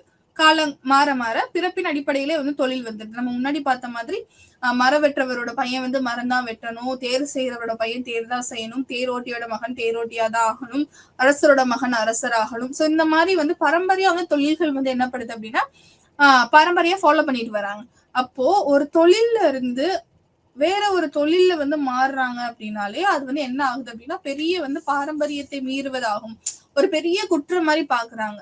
இப்ப தொழில் ஏற்படும் எந்த மாற்றமும், அந்த தொழில்ல நம்ம செய்யற எந்த ஒரு மாற்றமும் சாதி விதிமுறைகளை நம்ம மீறுறோம். அப்ப சாதி விதிமுறைகள்னு ஒரு விதிமுறைகள் வச்சிருக்காங்க. என்ன அப்படின்னா உங்களுக்கு நீ என்ன தொழில் நிர்ணயிக்கப்பட்டிருக்கோ அதை மட்டும் தான் நம்ம செய்யணும். அப்படி மீறி நம்ம வந்து வேற ஏதாவது தொழில் செஞ்சுட்டோம்னா அது ரொம்ப பெரிய குற்றமா பார்க்கப்பட்டது. அது மரண தண்டனை வரைக்கும் வந்து கொண்டு போய் விட்டுருக்கு. நம்ம வந்து சில நேரம் வந்து அந்த ஊரை விட்டு ஒதுக்கி வச்சிருவாங்க, இல்ல நம்மளால எந்த ஒரு இதுலயும் கலந்துக்க முடியாது. மோஸ்ட்லி வந்து மரண தண்டனை. ஏன்னா அதை மீறுறவங்க வந்து யாரா இருப்பாங்க அப்படின்னு பாத்தீங்க அப்படின்னா கண்டிப்பா லோவர் காஸ்ட் பீப்புளா இருப்பாங்க. அப்படி அந்த லோவர் காஸ்ட் பீப்புள் பண்ணும் போது அவங்களுக்கு வந்து அந்த ரைட்ஸுக்கு வாய்ஸ் கொடுக்கக்கூடிய இடத்துல வந்து யாரும் இருக்க மாட்டாங்க. சோ வந்து மரண தண்டனை வந்து மோஸ்ட்லி கொடுத்த தண்டனைகள் பாத்தீங்க அப்படின்னா அது வந்து மரண தண்டனையாக தான் இருக்கும். அப்போ ஒரு தொழில வந்து நீங்க இன்னைக்கு நிலைமைக்கு நம்மள யோசிச்சு பாருங்க, நம்மளோட அப்பாவோட தொழில தான் நம்ம செய்யணும், இல்ல நம்ம தாத்தாவோட தொழில தான் நம்ம செய்யணும் அப்படின்னா எத்தனை பேத்தால வந்து அது முடியும்? அப்ப நம்மளுக்கு பிடிச்ச விஷயங்களை நம்மளால பண்ணவே முடியாதுன்ற ஒரு பெரிய கொஸ்டின் மார்க் நம்ம முன்னாடி வரும். சோ இப்ப யோசிச்சு பாருங்க, நம்மளால வந்து அவங்க பரம்பரையா என்ன தொழில் செஞ்சுட்டு வந்தாங்களோ அதை மட்டும்தான் அவங்களுக்கு செய்யறதுக்கு வந்து உரிமைகள் இருக்கு. அதை மீறினார்கள் அப்படின்னா சாதி விதிமுறைகளையும் பாரம்பரியத்தையும் மீறினதாக வந்து அவங்க மேல குற்றம் சுமத்தப்பட்டு அவங்களுக்கு வந்து கடுமையான தண்டனை வந்து வழங்கப்பட்டிருக்கு. தூய்மை மற்றும் மாசுபாடு, நம்ம பியூரிட்டி அண்ட் பொல்யூஷன் கான்செப்ட் பத்தி பார்த்தோம்ல, அதுதான் பற்றிய கருத்து வந்து தீண்டாமை நடைமுறைக்கு மையமானது. அதான் பியூரிட்டி அண்ட் பொல்யூஷன்ங்கிறது எதுக்கு அப்படின்னா அன்டச்சபிலிட்டி, தீண்டாமை நடைமுறைக்கு மையமா வந்து அமைஞ்சிருக்குன்னு சொல்றாங்க. உயர்ந்த சாதிகள் ஒருவருக்கொருவர் மற்றும் குறிப்பாக சூத்திரர்களுடன் தொடர்பை தவிர்ப்பதன் மூலம் தங்கள் சடங்கு தூய்மையை பராமரிக்க முயற்சிக்கின்றனர் அப்படின்னு சொல்றாங்க. அதாவது சூத்திரர்களை வந்து இவங்க அவாய்ட் பண்றது மூலமா இவங்க பியூரிட்டியை வந்து மெயின்டைன் பண்றாங்க. பியூரஸ்ட் ஃபார்ம் அப்படின்னு சொல்லிட்டு அவங்க இப்ப பிராமணாஸ் வந்து சூத்திரர்கள் தவிச்சாங்கன்னா அவங்கதான் வந்து பியூரஸ்ட் ஃபார்ம் ஆஃப் பிராமின்ஸ். அதே மாதிரி சத்ரியாஸ் வந்து சூத்திரர்களை தவிர்த்தாங்க அப்படின்னா அவங்க பியூரஸ்ட் ஃபார்ம் ஆஃப் சத்ரியாஸ். இப்படி வந்து அவங்க என்ன பண்றாங்க அப்படின்னா சூத்திரர்கள்ல இருந்து அவங்க வந்து ஒதுங்கி நிக்கிறதுனால அவங்க வந்து மேலோங்கி காணப்படுறாங்க. அவங்கள பெரியவங்கள காமிச்சுக்கிறதுக்காக, அவங்கள பியூரஸ்ட் ஃபார்மா காமிச்சுக்கிறதுக்காக அவங்க என்ன பண்றாங்க அப்படின்னா இந்த சூத்ராஸ் கிட்ட இருந்து அவங்க அந்த தொடர்பை வந்து தவிர்க்கிறாங்க. அதனால அவங்க தூய்மையா வந்து அவங்க பராமரிக்கிறோம் அப்படின்னு சொல்லிட்டு அவங்க முயற்சிக்கிறாங்களாமா. அப்ப சமூக படிநிலைகள் தாழ்ந்த சாதியுடனான எந்த ஒரு பரிமாற்றமும் அவர்களின் சடங்கு ரீதியாக உயர்ந்த அந்தஸ்தை அல்லது இலக்க வழிவகுக்கும். தீண்டாமை தகாதவர்கள் மிகவும் கீழ்த்தரமான பணிகளை மேற்கொள்ள வேண்டிய கட்டாயத்தில் உள்ள குழுவால் உருவாக்கப்படுகிறார்கள். அதாவது சமூக படிநிலையில் தாழ்ந்த சாதியுடனான எந்த ஒரு அந்தஸ்தை அசுத்தப்படுத்துவது அல்லது இலக்க வழிவகுக்கும். சமூக படிநிலையில இருக்கவங்க தாழ்ந்த சாதியினோட ஏதாவது ஒரு வகையில கம்யூனிகேட் பண்ணாலும் இல்ல ஏதாவது ஒரு வகையில அவங்க தொடர்பு வச்சாலே அவங்களும் என்ன பண்ணிருவாங்களாம், அவங்களும் வந்து அந்த இந்தஸ்தை இழந்து அவங்களும் கீழ்நிலைக்கு வந்துருவாங்க, சூத்ராஸ் ஆயிடணும் அப்படின்னு சொல்றாங்க. அதாவது சூத்ராஸ் இல்லாம இப்ப ஒரு வைஷ்யாஸோ ஒரு சத்திரியரோ வந்து சூத்ராக்கு ஹெல்ப் பண்ணி சூத்ராவோட சேர்ந்து சாப்பிட்டாங்க, இல்ல அவங்களால ஏதாவது ஒரு வகையில தொடர்பு வச்சாங்க, இல்ல மேட்ரிமோனியல் அலையன்ஸ் வச்சுக்கிட்டா கூட அவங்க வந்து என்ன பண்ணிடணுமா, அவங்க வந்து சத்திரியர அந்த இதை இழந்து அவங்களும் சூத்திரர்களாக மாற்றப்படுவார்கள் அப்படின்னு சொல்றாங்க. அப்ப அந்த தீண்டத்தகாதவர்கள் மிகவும் கீழ்த்தரமான பணிகளை மேற்கொள்ள வேண்டிய கட்டாயத்தில் உள்ள குழுவால் உருவாக்கப்படுகிறார். அப்ப நீங்கெல்லாம் தீண்டத்தகாதவர்கள், நீங்கெல்லாம் அவுட்காஸ்ட் பீப்புள், நீங்கெல்லாம் வந்து இந்த மாதிரியான ஒர்க்ஸ் மட்டும்தான் இன்வால்வ் ஆகணும்னு சொல்லி அவங்கள என்ன பண்றாங்க அப்படின்னா கட்டாயத்துக்கு வந்து உள்ளாக்குறாங்க. அப்போ உயர்ந்த சாதிகள் தீண்டத்தகாதவர்களிடமிருந்து தங்களை தூர விலக்கி கொள்ள சாத்தியமான அனைத்து வழிகளையும் பயன்படுத்துறாங்க. அப்ப அந்த தீண்டத்தகாதவர்கள்னா யாரு நீங்க மென்ஷன் பண்றாங்க அப்படின்னா அந்த சூத்திரர்கள். அப்ப அந்த சூத்ராஸ் கிட்ட இருந்து தங்களை பாதுகாத்துக்கிறதுக்காக, அவங்க கிட்ட இருந்து விலகி இருக்கிறதுக்காக என்னென்ன மாதிரியான சடங்குகள் பண்ண முடியுமோ, என்னென்ன மாதிரியான வழிகள் எல்லாம் அவங்க யூஸ் பண்ணி அவங்க வந்து பிரிச்சு இருக்கலாமோ அந்தந்த வழிகள் அனைத்தையும் வந்து அவங்க பயன்படுத்துறாங்க. ஏன் அப்படின்னா அவை மிகவும் அசுத்தமான மாசுபடுத்துவதாகவும் கருதப்படுது. ஏன் அப்படின்னா அவங்கள தொட்டுட்டாங்க அப்படின்னாலே அவங்க வந்து பொல்யூட் ஆயிருவாங்க. இல்ல கூட உட்காந்து சேர்ந்து சாப்பிட்டாலே வந்து இவங்க வந்து பொல்யூட் ஆயிருவாங்க. ஸோ அந்த பியூரஸ்ட் ஃபார்மை மெயின்டைன் பண்ணணும். உன்னை விட நான் பெரியவன்னு காமிக்கணும் அப்படின்னா உன்கிட்ட இருந்து நான் தொடர்பு இல்லாம இருக்கணும். அப்பனாதான் வந்து என்ன இப்ப நார்மலா சொல்லுவோம்ல, இப்படி பேசாம வந்தோடனே எல்லாருக்கிட்டே பேசாம வந்து அப்படி ஸ்ட்ரிக்டா வெறப்பா இருந்து நடந்து போறாங்க, ரொம்ப பெரிய ஆளு போல, ஒரு விஐபி பர்சனாலிட்டி போல அப்படின்னு காட்டிக்கிடுவாங்க இல்லையா. ஸோ அந்த மாதிரிதான் ஒரு காமனான பீப்புள்ஸ் கிட்ட இன்வால்வ் ஆகாம அந்த சூத்திரர்கள் கூட தொடர்புல இல்லாம இருந்தாங்க அப்படின்னாலே அவங்க வந்து பெரிய ஆளுங்க, நான் வந்து உன்னோட பெரிய ஆளு அப்படின்றத காமிக்கிறதுக்காகவே வந்து இந்த அவாய்டன்ஸை ஃபாலோ பண்ணியிருக்காங்க. அது வந்து அன்டச்சபிலிட்டியா ரொம்ப அன்டச்சபிலிட்டி கோரா வந்து இவங்க ஃபாலோ பண்ணியிருக்காங்க. முக்கியமா வந்து அந்த ஃபுட்டு விஷயத்துல எல்லாம் வந்து இவங்க அந்த மாதிரி ரொம்ப அந்த பக்கா ஃபுட், கஜா ஃபுட் அந்த ரூல்ஸ் எல்லாம் வந்து ஃபாலோ பண்ணி ரொம்ப வந்து டிஸ்கிரிமினேஷன் வந்து ரொம்ப அதிகமா இருந்திருக்கும் இந்த டைப் ஆஃப் சொசைட்டில. ஆரம்ப விமர்சனங்கள் மற்றும் போராட்டங்கள். அப்ப ஸ்டார்டிங் ஸ்டேஜ்ல எப்படி வந்து நம்ம வந்து இதை எதிர்க்கணும் அப்படிங்கிற ஒரு விஷயம் வருது அப்படின்னு பாத்தீங்க அப்படின்னா அதுக்கு முக்கியமான காரணம் எஜுகேஷன் தான். அப்ப அந்த எஜுகேஷனை எடுத்துக்கிறவங்க, அந்த எஜுகேட்டட் இந்தியன்ஸ் எப்படி வந்து சோசியல் ரிஃபார்மை கொண்டுட்டு வராங்க, அந்த சோசியல் ரிஃபார்ம் கொண்டுட்டு வர்றதுக்கு இவங்க என்ன மாதிரியான கஷ்டங்களை தாண்டி வந்திருக்காங்க யோசிச்சு பாருங்க. இந்த மாதிரி ரொம்ப வந்து ஒரு வர்ணா சிஸ்டம் பேஸ் பண்ணி இருக்கிற ஒரு சொசைட்டில, ரொம்ப ஸ்ட்ரிக்டா ஃபாலோ பண்ணக்கூடிய ஒரு சொசைட்டில வந்து நம்ம வந்து ஒரு சோசியல் சேஞ்சை வந்து கொண்டுட்டு வரணும் அப்படின்னா இட் டேக்ஸ் சம் இயர்ஸ். ஆனா அந்த சோசியல் சேஞ்ச் வந்து நம்மளுக்கு உடனே தேவைப்படுற ஒரு விஷயம். இந்த மாதிரி வந்து ஹியூமன்ஸை வந்து நம்ம இல்ட்ரீட் பண்ணக்கூடாது, அவனும் ஹியூமன் தான், அப்பர் காஸ்ட்ல இருக்க பர்சனும் ஹியூமன் தான், ரெண்டு பேர்த்தையும் வந்து நம்ம சமமா தான் ட்ரீட் பண்ணணும் அப்படின்ற ஒரு விஷயம் வந்து எடுத்து சொல்ல வரும்போது அவங்களோட ஓன் காஸ்ட் பீப்புள், ஏன் ஈவன் அவங்க ஃபேமிலி மெம்பர்ஸே கூட அந்த பர்சனுக்கு சப்போர்ட் பண்ண மாட்டாங்க நிறைய இடங்கள்ல. அப்ப அதையெல்லாம் தாண்டி அவங்க வந்து ஒரு சொசைட்டில ஒரு மிகப்பெரிய சேஞ்சை வந்து உருவாக்கிட்டு போயிருப்பாங்க. சோ அந்த தலைவர்களை பத்தி எல்லாம் நம்ம பார்க்க போறோம். அதுல மிகச்சிறந்த தலைவர்கள் ஆளுமைகளை வந்து நம்ம இங்க கொண்டு வந்திருக்கோம். 19ஆம் மற்றும் 20ஆம் நூற்றாண்டு, 19th செஞ்சுரி அண்ட் 20th செஞ்சுரியில பாத்தீங்க அப்படின்னா பண்டித ராமாபாய், தாராபாய் ஷிண்டே போன்ற சமூக சீர்திருத்தவாதிகளின் முயற்சிகளால் சாதி அமைப்பின் அட்டூழியங்களுக்கு எதிராக வலுவான விமர்சனம் வந்து வளர்ந்தது. அதுவும் ஜோதிபாய், கோவிந்தராவ் பூலே மற்றும் பீமாராவ் அம்பேத்கர் இவங்க எல்லாருமே வந்து அதுக்கு வந்து முன்னோடிகளாகவும் திகழ்ந்திருக்காங்க. இப்ப 18th and 19th செஞ்சுரியோட 19th and 20th செஞ்சுரியோட ஸ்டார்டிங்ல பாத்தீங்க அப்படின்னா பண்டித ராமாபாய், தாராபாய் ஷிண்டே இவங்க ரெண்டு பேரும் வந்து ரொம்ப பெரிய ஒரு விமென் ரிஃபார்மிஸ்ட். இவங்கெல்லாம் வந்து ஃபர்ஸ்ட் அந்த ஃபெமினிசம், அந்த ஃபெமினிஸ்ட் கேரக்டரிஸ்டிக்ஸை வந்து வெளியில கொண்டுட்டு வந்தவங்க. ஃபர்ஸ்ட் எஜுகேட்டட் பீப்புள்ஸ்ன்னு சொல்லலாம், சான்ஸ்கிரிட் ஸ்காலர்ஸ் இவங்க எல்லாரும். இதெல்லாம் தாண்டி வந்து பெண்களுக்கான அந்த படிப்பு உரிமையை வந்து பெற்று தந்தவங்க வந்து இவங்க ரொம்ப பெரிய ரோல் வந்து பிளே பண்ணியிருப்பாங்க.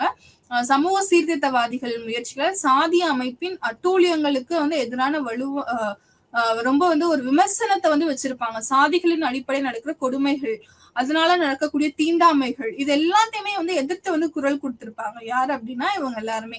அதே மாதிரி ஜோதிராவ் பூலே, அவங்களோட ஒய்ஃப் வந்து சாவித்ரிபாய் பூலே மற்றும் பீமாராவ் அம்பேத்கர் இவங்க எல்லாருமே வந்து அந்த கேஸ்டிசத்துக்கு அகேன்ஸ்டா வந்து வாய்ஸ் ரைஸ் பண்ணி அந்த லோவர் காஸ்ட் பீப்புளுக்கு வந்து அவங்களோட ரைட்ஸை வந்து திரும்பி வந்து வாங்கி கொடுத்திருப்பாங்க. So they have done a very great job அப்படின்னு தான் நம்ம சொல்லணும். அப்ப சாதி அமைப்பின் தீமைகளை விமர்சிக்கும் சமூக சீர்திருத்தவாதிகள் உயர் மற்றும் கீழ் சாதியை சேர்ந்தவர்கள். இத வந்து விமர்சிக்கிறவங்க வந்து ரெண்டு காஸ்ட்லயுமே இருந்திருக்காங்க, அப்பர் காஸ்ட் பீப்புளாவும் இருந்திருக்காங்க, லோவர் காஸ்ட் பீப்புளாவும் இருந்திருக்காங்க. ஸோ சோசியல் ரிஃபார்மர்ஸ் வந்து அப்பர் காஸ்ட்லயும் இருந்திருக்காங்க, லோவர் காஸ்டாவும் இருந்திருக்காங்க.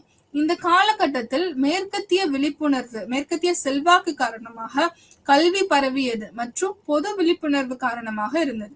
பல இந்தியர்கள் சமூகத்தை சீர்திருத்த முன்வந்தனர், அதை சாதி அமைப்பின் அக்கிரமங்களிலிருந்து அகற்றினர். உயர் சாதியினரிடையே பண்டித ராமாபாய் மற்றும் தாராபாய் ஷிண்டே ஆகியோரின் பங்களிப்புகள் சாதியின் அமைப்பின் நோய்களுக்கு எதிர்ப்பு மற்றும் எதிர்ப்பு கலாச்சாரத்தை உருவாக்குவதில் குறிப்பிடத்தக்கவை. அதாவது நம்ம வந்து எப்படி வந்து இந்த சோசியல் ரிஃபார்ம் மூவ்மெண்டே வந்து நம்மளுக்கு எப்படி ஸ்டார்ட் ஆகும்னு பாத்தீங்கன்னா இந்த 19th சென்ச்சுரியில இருந்து தான் ஸ்டார்ட் ஆகும். ஸோ இந்த டைம் பீரியட்ல நம்ம வந்து கொலனைசேஷன் நடக்கும், அந்த பிரிட்டிஷ் ரோல் வந்து ஒரு பக்கம் போயிட்டு இருக்கோம். என்னன்னா நிறைய எஜுகேட்டட் இந்தியன்ஸ் வந்து நிறைய எஜுகேட் ஆக ஆரம்பிப்பாங்க. எஜுகேட்டட் இந்தியன்ஸ் ஏன்னா நம்மளுக்கு மிஷனரிஸ் வெஸ்டர்ன் எஜுகேஷன்ஸ் வந்து மிஷனரிஸ் மூலியமாகவும் நிறைய காமன் ஸ்கூல்ஸ் கொண்டுட்டு வருவாங்க. அது மூலியமாவும் நம்மளுக்கு என்ன நடக்கும் அப்படின்னா நிறைய வந்து வெஸ்டர்ன் எஜுகேஷன்ஸ் வந்து நம்மளுக்கு கிடைக்கும். அப்ப இந்த எஜுகேட்டட் இந்தியன்ஸ் வந்து நிறைய பேர் என்ன பண்ணுவாங்க அப்படின்னா போராட்டங்களுக்குள்ள உள்ள வருவாங்க. சமூக சீர்திருத்தங்களுக்காக நிறைய பேர் குரல் கொடுக்க ஆரம்பிப்பாங்க. அப்ப வந்து இந்த மேற்கத்திய கல்வியோட செல்வாக்கு தான் அதுக்கு முக்கியமான காரணமா அமைஞ்சிருக்கு. ஸோ வெஸ்டர்ன் எஜுகேஷன் வந்து பரவுவதன் காரணமாக அவங்களுக்கு வந்து ஒரு சோசியல் அவேர்னஸ் வந்து கிரியேட் ஆயிருக்கும். சமூக விழிப்புணர்வுகள் காரணமாக அந்த பப்ளிக் அவேர்னஸ், அந்த பொது விழிப்புணர்வு வந்து அவங்களுக்கு ஏற்பட்டிருக்கும் அந்த எஜுகேஷன் காரணமாக. சோ அந்த பொது விழிப்புணர்வு காரணமாக அவங்க என்ன பண்றாங்க அப்படின்னா பல இந்தியர்கள் வந்து சீர்திருத்தம் பண்ணணுன்றது, சமூக சீர்திருத்தம் பண்ணணுன்றதுக்கு முன் வராங்க. அது சாதி அமைப்பின் அக்கிரமங்கள், சாதியினால என்னென்ன அக்கிரமங்கள் நடக்குது, எவ்வளவு கொடுமைகள் நடக்குது, தீண்டாமைகள் நடக்குது, அதை எதிர்த்து குரல் கொடுக்குறாங்க. அதை அந்த சமூகத்துல இருந்து அகற்றவும் செய்யறாங்க. அப்ப இதை தாழ்ந்த சாதியினர் மட்டும்தான் அந்த போராட்டங்களுக்கு வர்றாங்க அப்படின்னா கிடையாது. உயர் சாதியினரும் அந்த போராட்டங்களுக்குள்ள குதிக்கிறாங்க. அதுல குறிப்பிடத்தக்கவர்கள் தான் யாரு பாத்தீங்க அப்படின்னா பண்டித ராமாபாய் மற்றும் தாராபாய் ஷிண்டே. இவங்களோட பங்களிப்பு பாத்தீங்க அப்படின்னா அந்த சாதி அமைப்புகளுக்கு பெரிய ஒரு அகெயின்ஸ்ட வந்து ரொம்ப பெரிய ஒரு கிரியேட் பண்றாங்க, ஒரு அவேர்னஸ் வந்து கிரியேட் பண்றாங்க. விமனுக்கு எஜுகேஷன் கேட்கறாங்க, சைல்டுஹுட் மேரேஜை வந்து தவிர்க்கணும்னு சொல்றாங்க. அதே மாதிரி சைல்டு விடோஸ்க்கு வந்து நிறைய அவேர்னஸ் கிரியேட் பண்ணி அவங்களுக்கு எஜுகேஷன் கொடுத்து ஸோ இந்த மாதிரி நிறைய விஷயங்கள் வந்து அவங்க பண்ணுவாங்க. அதுல வந்து இப்ப நம்ம வந்து இருவரும் இந்தியாவில் முதல் பெண்ணியவாதிகளாக கருதப்படுகிறார்கள். ரொம்ப முக்கியமான விஷயம் அது. ரெண்டு பேருமே இந்தியாவை சேர்ந்து ஃபர்ஸ்ட் அந்த ஃபெமினிஸ்ட் அப்படின்ற ஒரு கொள்கையை வந்து உள்ள எடுத்துட்டு வராங்க. பெண்ணியவாதிகளாக ரெண்டு பேரும் கருதப்படுறாங்க, பண்டித ராமாபாயும் தாராபாய் ஷிண்டே, இந்தியாவின் முதல் பெண்ணியவாதிகள். சாதி அமைப்பின் உத்தரவின் பேரில் பெண்களின் ஆணாதிக்கம் மற்றும் ஆதிக்கத்தை அம்பலப்படுத்துகிறார்கள். சோ இந்த சாதியோட அமைப்புனால யாரு கஷ்டப்படுறாங்க அப்படின்னு பாத்தீங்க அப்படின்னா இப்ப விமென் வந்து என்ன சொல்லுவாங்க அப்படின்னா அவங்க டபுள் டிஸ்கிரிமினேஷனுக்கு உள்ளாராங்க அப்படின்னு சொல்லுவாங்க பொதுவா. ஏன் அப்படின்னா பெண்கள் அப்படின்றவங்க சாதியவாதியாவும் பாதிக்கப்படுகிறாங்க, இன்னொன்னு வந்து ஆணாதிக்கத்தினாலும் பாதிக்கப்படுறாங்க. So they were undergoing double discrimination இந்த இடத்துல. சோ பெண்கள் வந்து அந்த சாதியின் அமைப்புல வந்து அவங்க கட்டுப்பட்டு இருக்கிறாங்க, அது ஒரு காரணம். இன்னொன்னு பாத்தீங்க அப்படின்னா ஆணாதிக்கத்தினாலும் வந்து அவங்க வந்து பாதிக்கப்படுகிறார்கள்.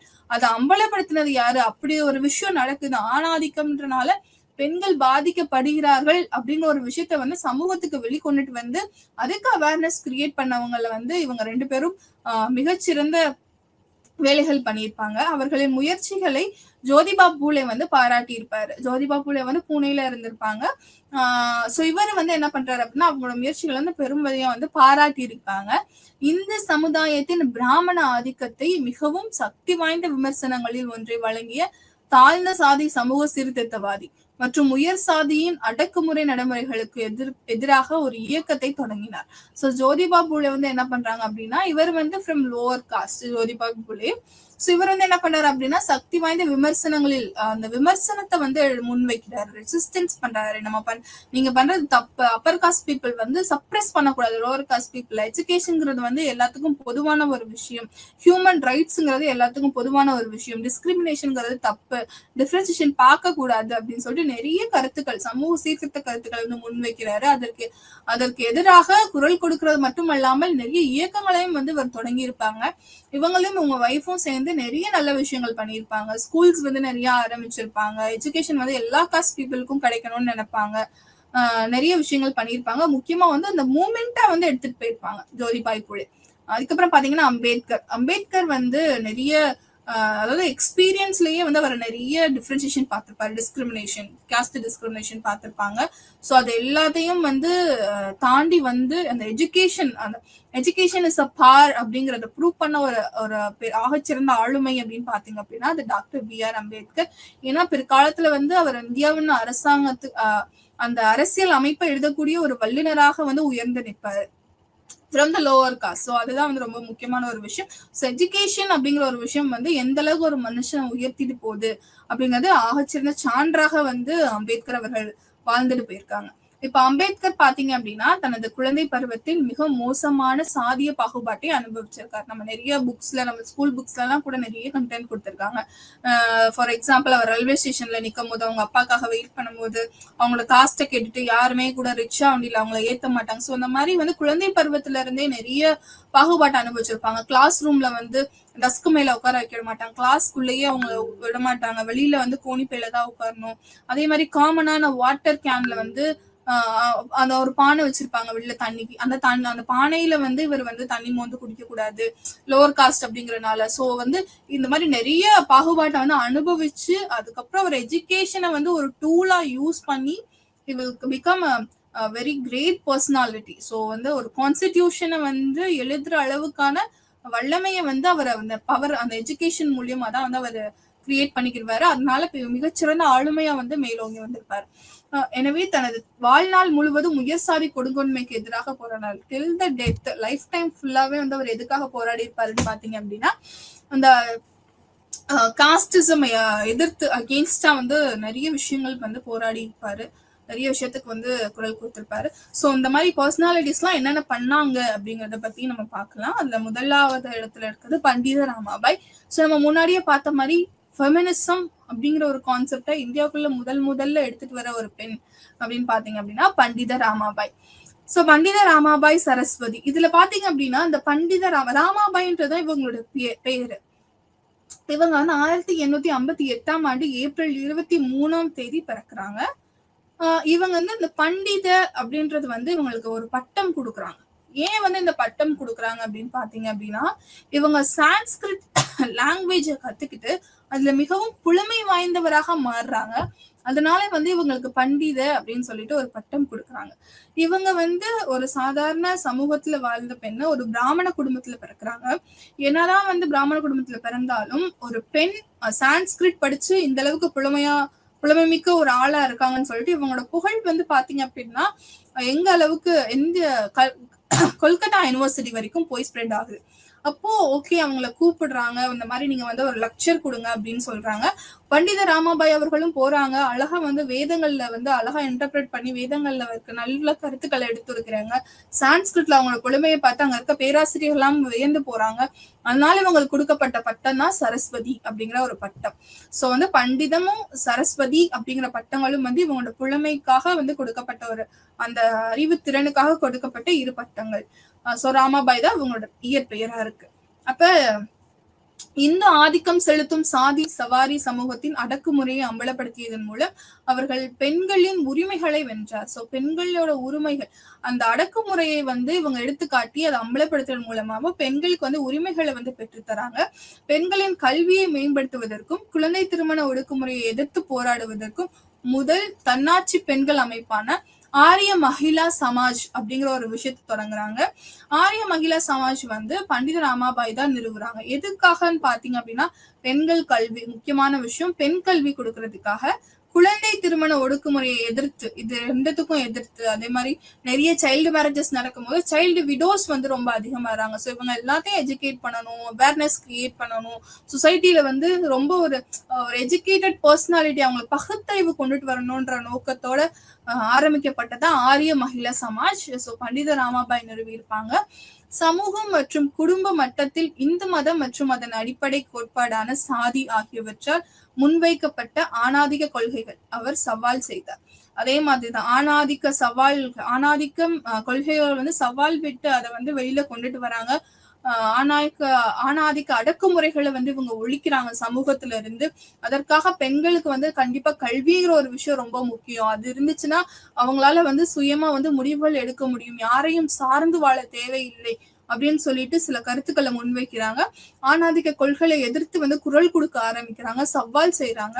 சோ அவர் எழுதிய உயர் சாதி இந்து பெண் என்ற உரை குழந்தை மணப்பெண்கள் மற்றும் விதவைகள் உட்பட உயர் சாதி இந்து பெண்களின் துன்பங்களையும் அடக்குமுறை அம்சங்களையும், இவங்க வந்து லோவர் காஸ்ட் பீப்புளுக்காக மட்டும் குரல் கொடுக்கல, அவங்க உயர்ந்த சாதியில. ஏன்னா பண்டித ராமாபாயே வந்து இருக்கிற ஒரு Brahmin society, high class Brahmin சொசைட்டில பிறந்த ஒரு பெண் குழந்தைக்கே வந்து எஜுகேஷனுக்கு அக்சசபிள் கிடையாது.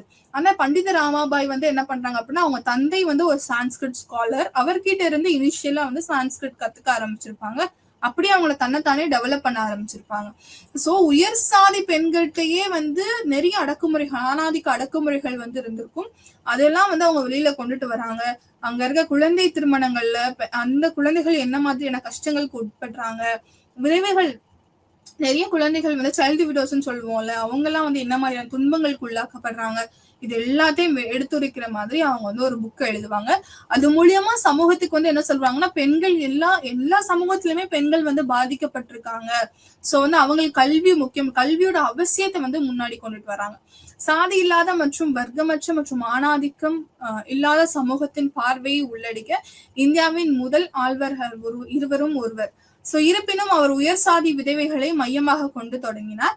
1896 மகாராஷ்டிராவில் ஏற்பட்ட பஞ்சத்திற்கு பிறகு புறக்கணிக்கப்பட்ட குழந்தை விதவைகள் மற்றும் ஆதரவற்ற பெண்களுக்கு மாறுவதே அவரது கவனம். அவர் அவர்களை காப்பாற்றி இந்து மதத்தின் மையத்தை அடிப்படையில் ஆணாதிக்க கொள்கையை கண்டித்து முக்தி மற்றும் ஸ்ரதாசதன் தங்குமிடங்களை அமைத்தார். சோ வந்து என்ன பண்றாங்க அப்படின்னா, பஞ்சத்தினால புறக்கணிக்கப்பட்ட குழந்தை விதவைகள் இருக்காங்க இல்லையா, சைல்டு விடோஸ் அப்படின்னு சொல்லக்கூடியவங்க, ஆதரவற்ற பெண்கள், சோ இவங்க எல்லாத்தையும் என்ன பண்றாங்க அப்படின்னா ஒரு காப்பகம் அமைத்து ஒரு தங்குமிடம் அமைக்கிறாங்க. அதற்கு பெயர் வந்து முக்தி ஸ்ரதாசதன். சோ இது ரெண்டத்தையும் அமைக்கிறாங்க. எதுக்காக அப்படின்னா, இவங்க அந்த ஆதரவற்ற பெண்கள், குழந்தை விதவைகள், அப்புறம் ஆணாதிக்கத்தினால கஷ்டப்பட்டுட்டு இருக்க பெண்கள், இவங்க எல்லாத்தையும் வந்து அடைக்கலம் கட்டுறதுக்காக இவங்க வந்து கொண்டுட்டு வராங்க. அப்புறம் தாராபாய் ஷிண்டே வந்து ஒரு மராத்திய குடும்பத்துல பிறந்த ஒருத்தவங்க. ஆணாதிக்கத்தை வந்து எதிர்த்து குரல் கொடுத்த பெண். அவங்க பாலினத்தை அடிப்படையாக கொண்ட ஒரே மாதிரியான கருத்துக்களை கேள்விக்குள்ளாக்கும் முதன்மையான இந்திய பெண். இலக்கிய விமர்சராக வந்து இவர் கருதப்படுகிறார். அவரது பணி பாத்தீங்க அப்படின்னா சிருஷ்டி புருஷ் துல்ஹானா ஆதிக்கம். அதாவது இவங்க வந்து ஒரு புக் எழுதுறாங்க. இவங்களோட ஒர்க் பார்த்துட்டு சிருஷ்டி புருஷ் துல்ஹானா. இதுல வந்து எதை பத்தி பேசியிருப்பாங்க அப்படின்னா, ஒரு வைஃப் வந்து ஹஸ்பண்டுக்கு வந்து என்னென்ன மாதிரியான சேவைகள்லாம் பண்ணணும், அதை எதிர்த்து குரல் கொடுத்தவங்க இவங்க. பொதுவாக பெண்கள் மற்றும் குறிப்பாக விதவைகள் மீதான அதன் அநியாய நடைமுறைகளுக்கு இவங்க வந்து குரல் கொடுத்திருப்பாங்க. ஆணாதிக்கம் தான் இவங்களும். சோ இந்த வேலையில் பாத்தீங்கன்னா ஸ்ரீ தர்மம் சித்தாந்தத்தை வந்து இந்த ஸ்ரீ தர்மம்னா என்ன அப்படின்னா, ஒரு பெண் அவங்களோட கடமைகள்னு சில ஸ்டீரியோ டைப் கிரியேட் பண்ணி வச்சிருப்பாங்க இல்லையா, ஒரு பெண்ணுனா இந்த சேவைகள் எல்லாமே செய்யணும் அப்படின்னு சொல்லிட்டு சில ஸ்டீரியோ டைப்ஸ், அந்த ஸ்டீரியோ டைப்ஸை வந்து இவங்க கொஸ்டின் பண்றாங்க. அப்ப சமூகத்துல பெண்கள் தான் இந்த வேலைகள் எல்லாமே செய்யணுமா, ஏன் வந்து இதை பெண்கள் மட்டுமே செய்யணும் அப்படின்னு சொல்லிட்டு அந்த ஸ்ரீ தர்மத்தை கேள்விக்குள்ளாக்குன முதல் பெண் பாத்தீங்க அப்படின்னா தாராபாய் ஷிண்டே தான். சோ தாராபாயின் படைப்புகள் இந்து வேதங்களுக்கு, அதாவது ராமாயணம் மற்றும் மகாபாரதம், இதுல இருந்து பாத்தீங்க அப்படின்னா நிறைய இன்டர்பிரட் பண்ணி சொல்லுவாங்க. இந்த ராமாயண மகாபாரதத்துல வந்து பெண்களை வந்து வேற மாதிரியா போர்ட்ரே பண்ணியிருப்பாங்க. சோ அதெல்லாம் வந்து இவங்க கொஸ்டின் பண்ண ஆரம்பிப்பாங்க. நையாண்டி மொழியில் தாக்குதலை முன்வைக்கின்றன. இது பல மொழிகளான வர்க்கம் மற்றும் விவசாய பெண்களின் நாட்டுப்புற கதை மற்றும் கதை சொல்லும் பாரம்பரியத்தை எதிரொலிக்கிறது. ஆரம்ப கால பெண்ணியம் அதுக்கப்புறம் பாத்தீங்க அப்படின்னா, இவங்களுக்கு அப்புறம் நிறைய காங்கிரஸ், நிறைய பெண்கள் வந்து முன்னாடி வருவாங்க. இவை பெரும்பாலும் உயர் சாதி மற்றும் உயரடுக்கு அமைப்புகளாக இருந்தன. அவை ஆதிக்கம் செலுத்தும் இந்து கட்டமைப்புக்குள் சீதா மற்றும் சாவித்திரியை பெண்களுக்கான லட்சியங்களாக பேசுகின்றன. ஆண் அடக்குமுறையின் சின்னங்கள் அல்ல. அவர்கள் வேத காலத்தின் சுதந்திரத்தை பாராட்டினர். மேலும் முஸ்லிம் படையெடுப்பின் சமூக நிலைமைகளின் விளைவாக பர்தா மற்றும் பிற தீமைகளை சித்தரித்தனர். அதாவது என்ன சொல்றாங்க அப்படின்னா, ஹோம்பேட் அப்படிங்கிறவர் வந்து அதை படிக்கிறாங்க. அவர் என்ன ஸ்டடி பண்றாரு அப்படின்னா, இந்திய மகளிர் காங்கிரஸ் மற்றும் நிறைய பெண்கள் அமைப்பு வந்து உருவாக்கப்படுது. எப்போனா இந்த 1920s டைம் பீரியட்ல நிறைய விமென்ஸ்க்காக வந்து நிறைய கமிஷன்ஸ் ஸ்டார்ட் பண்றாங்க. அதுல வந்து மகளிர் காங்கிரஸ் அப்படின்ற மாதிரி நிறைய அமைப்புகள்லாம் கூட வருது. இருப்பினும் இவை பெரும்பாலும் உயர் சாதி, இவங்கெல்லாம் அந்த அமைப்புகள்ல வச்சிருக்கவங்க யாருன்னு பாத்தீங்க அப்படின்னா, அவங்க எல்லாருமே உயர் சாதிகள் மக்களா இருக்காங்க, உயர் சாதி பெண்களா இருக்காங்க, உயர் அடுக்குகள்ல இருக்கிற பெண்களா தான் இருக்காங்க. சோ அவங்க ஆதிக்கம் செலுத்தும் இந்திய கட்டமைப்பிற்குள் சீதா மற்றும் சாவித்திரியை வந்து பெண்களுக்கான லட்சியங்களாக பேசுகின்றன.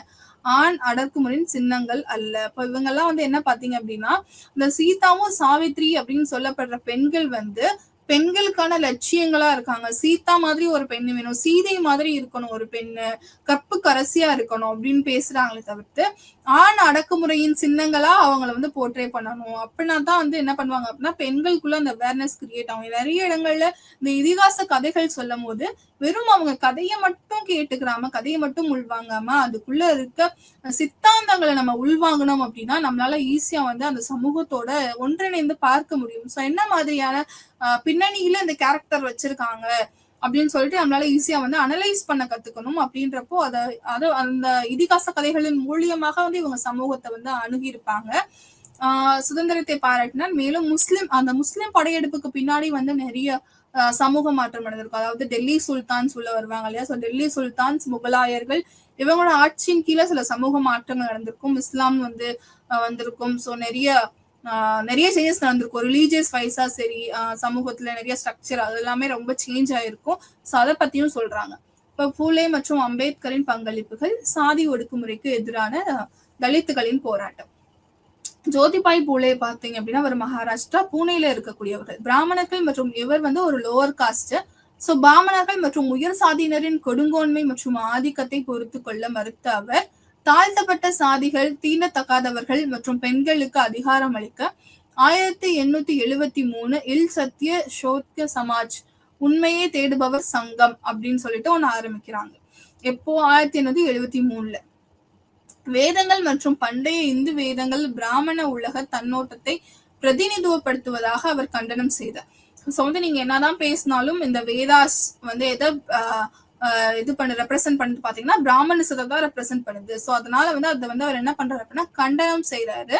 மேலும் பிராமணர்கள் தங்கள் சமூக மேன்மையை பராமரிக்கவும், சூத்திரங்கள் மற்றும் அதிகளை அடக்கவும், மனிதாபிமானற்ற மற்றும் சுரண்டல் சடங்குகளை உருவாக்குவதற்கு பொறுப்பானவர்கள் என்று கருதினார்கள். அதாவது என்ன சொல்றாங்க அப்படின்னா, எதுக்காக இந்த மாதிரியான ஒரு ரூல்ஸ் அண்ட் ரெகுலேஷன்ஸ் வச்சிருக்கோம், Brahmanas, higher cost, lower cost, இது எல்லாரும் எங்க போய் முடியுதுன்னு பாத்தீங்க அப்படின்னா சுரண்டல்ல தான் போய் முடியுது. ஸோ மேலாதிக்கத்துல இருக்கக்கூடியவர்கள் கீழ்நிலையில இருக்கக்கூடிய மக்களை வந்து சுரண்டுறாங்க, சேவை மூலியமா சுரண்டுறாங்க. நிறைய வேரியஸ் கைண்ட்ஸ்ல வந்து அவங்க வந்து சுரண்டலுக்கு உண்டாக்கப்படுறாங்க அப்படின்னு அவர் சொல்றாரு. படிப்பறிவில்லாத தனது மனைவி சாவித்ரிபாய்க்கு வந்து கல்வி கற்பிக்கும் பணியை அவர் மேற்கொண்டார். பிராமணர்கள், உயர் சாதி இந்துக்களும் தங்கள் பெண்களுக்கு கல்வி கற்பிக்கும் எண்ணத்தை மிகவும் எதிர்ப்பதை அவர் கண்டார். அவரது பார்வையில் படிப்பறிவில்லாத மற்றும் படிக்காத பெண்கள் சமூகத்தில் மேலும் ஆணாதிக்க விழுமியங்களுக்கு பாரம்பரியத்திற்கும் உதவினார்கள். எனவே பொதுவாக தாழ்த்தப்பட்ட சாதியினருக்கும் குறிப்பாக பெண்களுக்கும் கல்வி கற்பது பிராமண கலாச்சார அமைப்பை குறைமதிப்பிற்கு உட்படுத்துவதற்கும் சமூக சமத்துவமின்மையை எதிர்த்து போராடுவதற்கும் மிகவும் பயனுள்ள உத்தியாக அவர் உணர்ந்தார். அதாவது இவர் என்ன சொல்றாருன்னா, எஜுகேஷன் தான், எஜுகேஷன் மேட்டர்ஸ், எஜுகேஷன் இருந்தா யாரு வேணாலும் முன்னாடி வந்துடலாம் அப்படின்னு சொல்றாங்க. சோ வந்து இவங்களோட வைஃபான சாவித்ரிபாய் பூலே அவர்களை வந்து இவரே வந்து எஜுகேட் பண்றாரு. சாவித்ரிபாய் பூலே வந்து எஜுகேஷன் கத்துறதுக்கு அப்புறம் அவங்க என்ன பண்ணுவாங்கன்னா அவங்களும் நிறைய பேருக்கு சொல்லி கொடுக்க போவாங்க. முக்கியமா கேர்ள்ஸ் ஸ்கூல் ஆரம்பிச்சிருப்பாங்க பூனேல.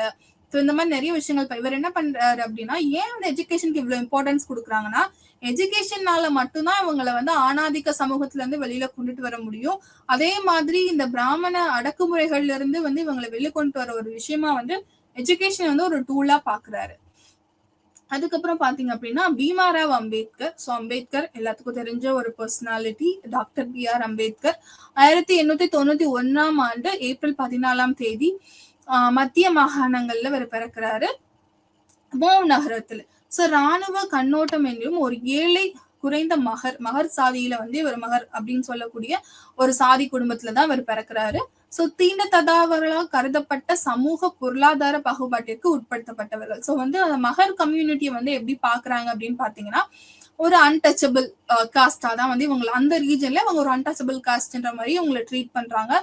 சோ பள்ளி நாட்களில் இருந்தே அவரும் அவரது மற்ற தீண்டத்தகாத குழந்தைகள் நண்பர்களும் பிரிக்கப்பட்டு பள்ளியில் ஆசிரியர்களால் சிறிய கவனமோ உதவியோ கொடுக்கப்பட்டதால் தலித்கள் மீதான சாதியின் தாக்குதலை அவர் கண்டார். சோ இந்த மாதிரி பள்ளிகள்ல இருந்து அவங்க ஊர்ல இருந்து காமனான வாட்டர் டேங்க்ல அவங்களால தண்ணி எடுக்க முடியாது. சோ ஸ்கூல்ல வந்து அந்தந்த ஸ்டூடெண்ட்ஸ்க்கு நடுவுல நடக்கக்கூடிய டிஃபரன்சியேஷன், டிஸ்கிரிமினேஷன்ஸ் இது எல்லாத்தையுமே அவர் பார்த்து வளர்றாரு. அதனால என்ன பண்றாரு அப்படின்னா, இந்து மதம், அதன் சாதி அமைப்பு மற்றும் அதன் மத நூல்கள் இதெல்லாம் வந்து ஒரு விமர்சனம் வைக்கிறாரு. ஒரு ரொம்ப வந்து அதெல்லாம் வந்து எதிர்த்து வந்து ஒரு குரல் கொடுக்க ஆரம்பிக்கிறாரு. இது எல்லாத்துக்கும் அகெயின்ஸ்ட் அவர் கொண்டுட்டு வர இது பாத்தீங்க அப்படின்னா எஜுகேஷன். அதை யூஸ் பண்ணி இவர் வந்து மேலோங்கி வந்திருப்பாரு. ஒரு சமூகத்துல பெரும் மதிப்பிற்குரிய ஒரு பர்சனா வந்து வளர்ந்திருப்பாரு.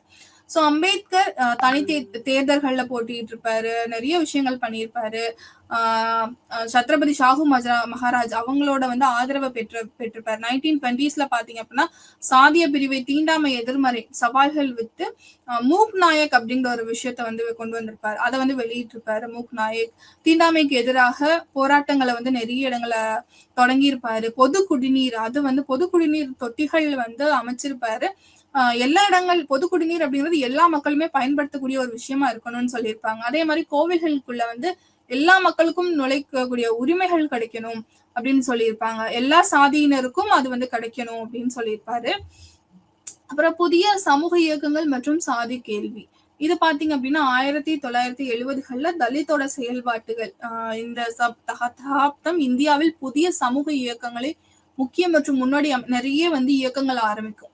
இந்த ஸ்டேஜுக்கு அப்புறம் 1920ஸ்க்கு அப்புறம் நிறைய மூவ்மெண்ட்ஸ் நடக்கும். அகெயின்ஸ்ட் காஸ்டிசம், அன்டச்சபிலிட்டி இதெல்லாம் எதிர்த்து நிறைய பேரு நிறைய மூவ்மெண்ட்ஸை வந்து முன்னாடி கொண்டுட்டு வருவாங்க. சாதியோட அமைப்புகளை கேள்வி கேட்பாங்க, அது கேள்விக்கு உள்ளாக்கப்படும்.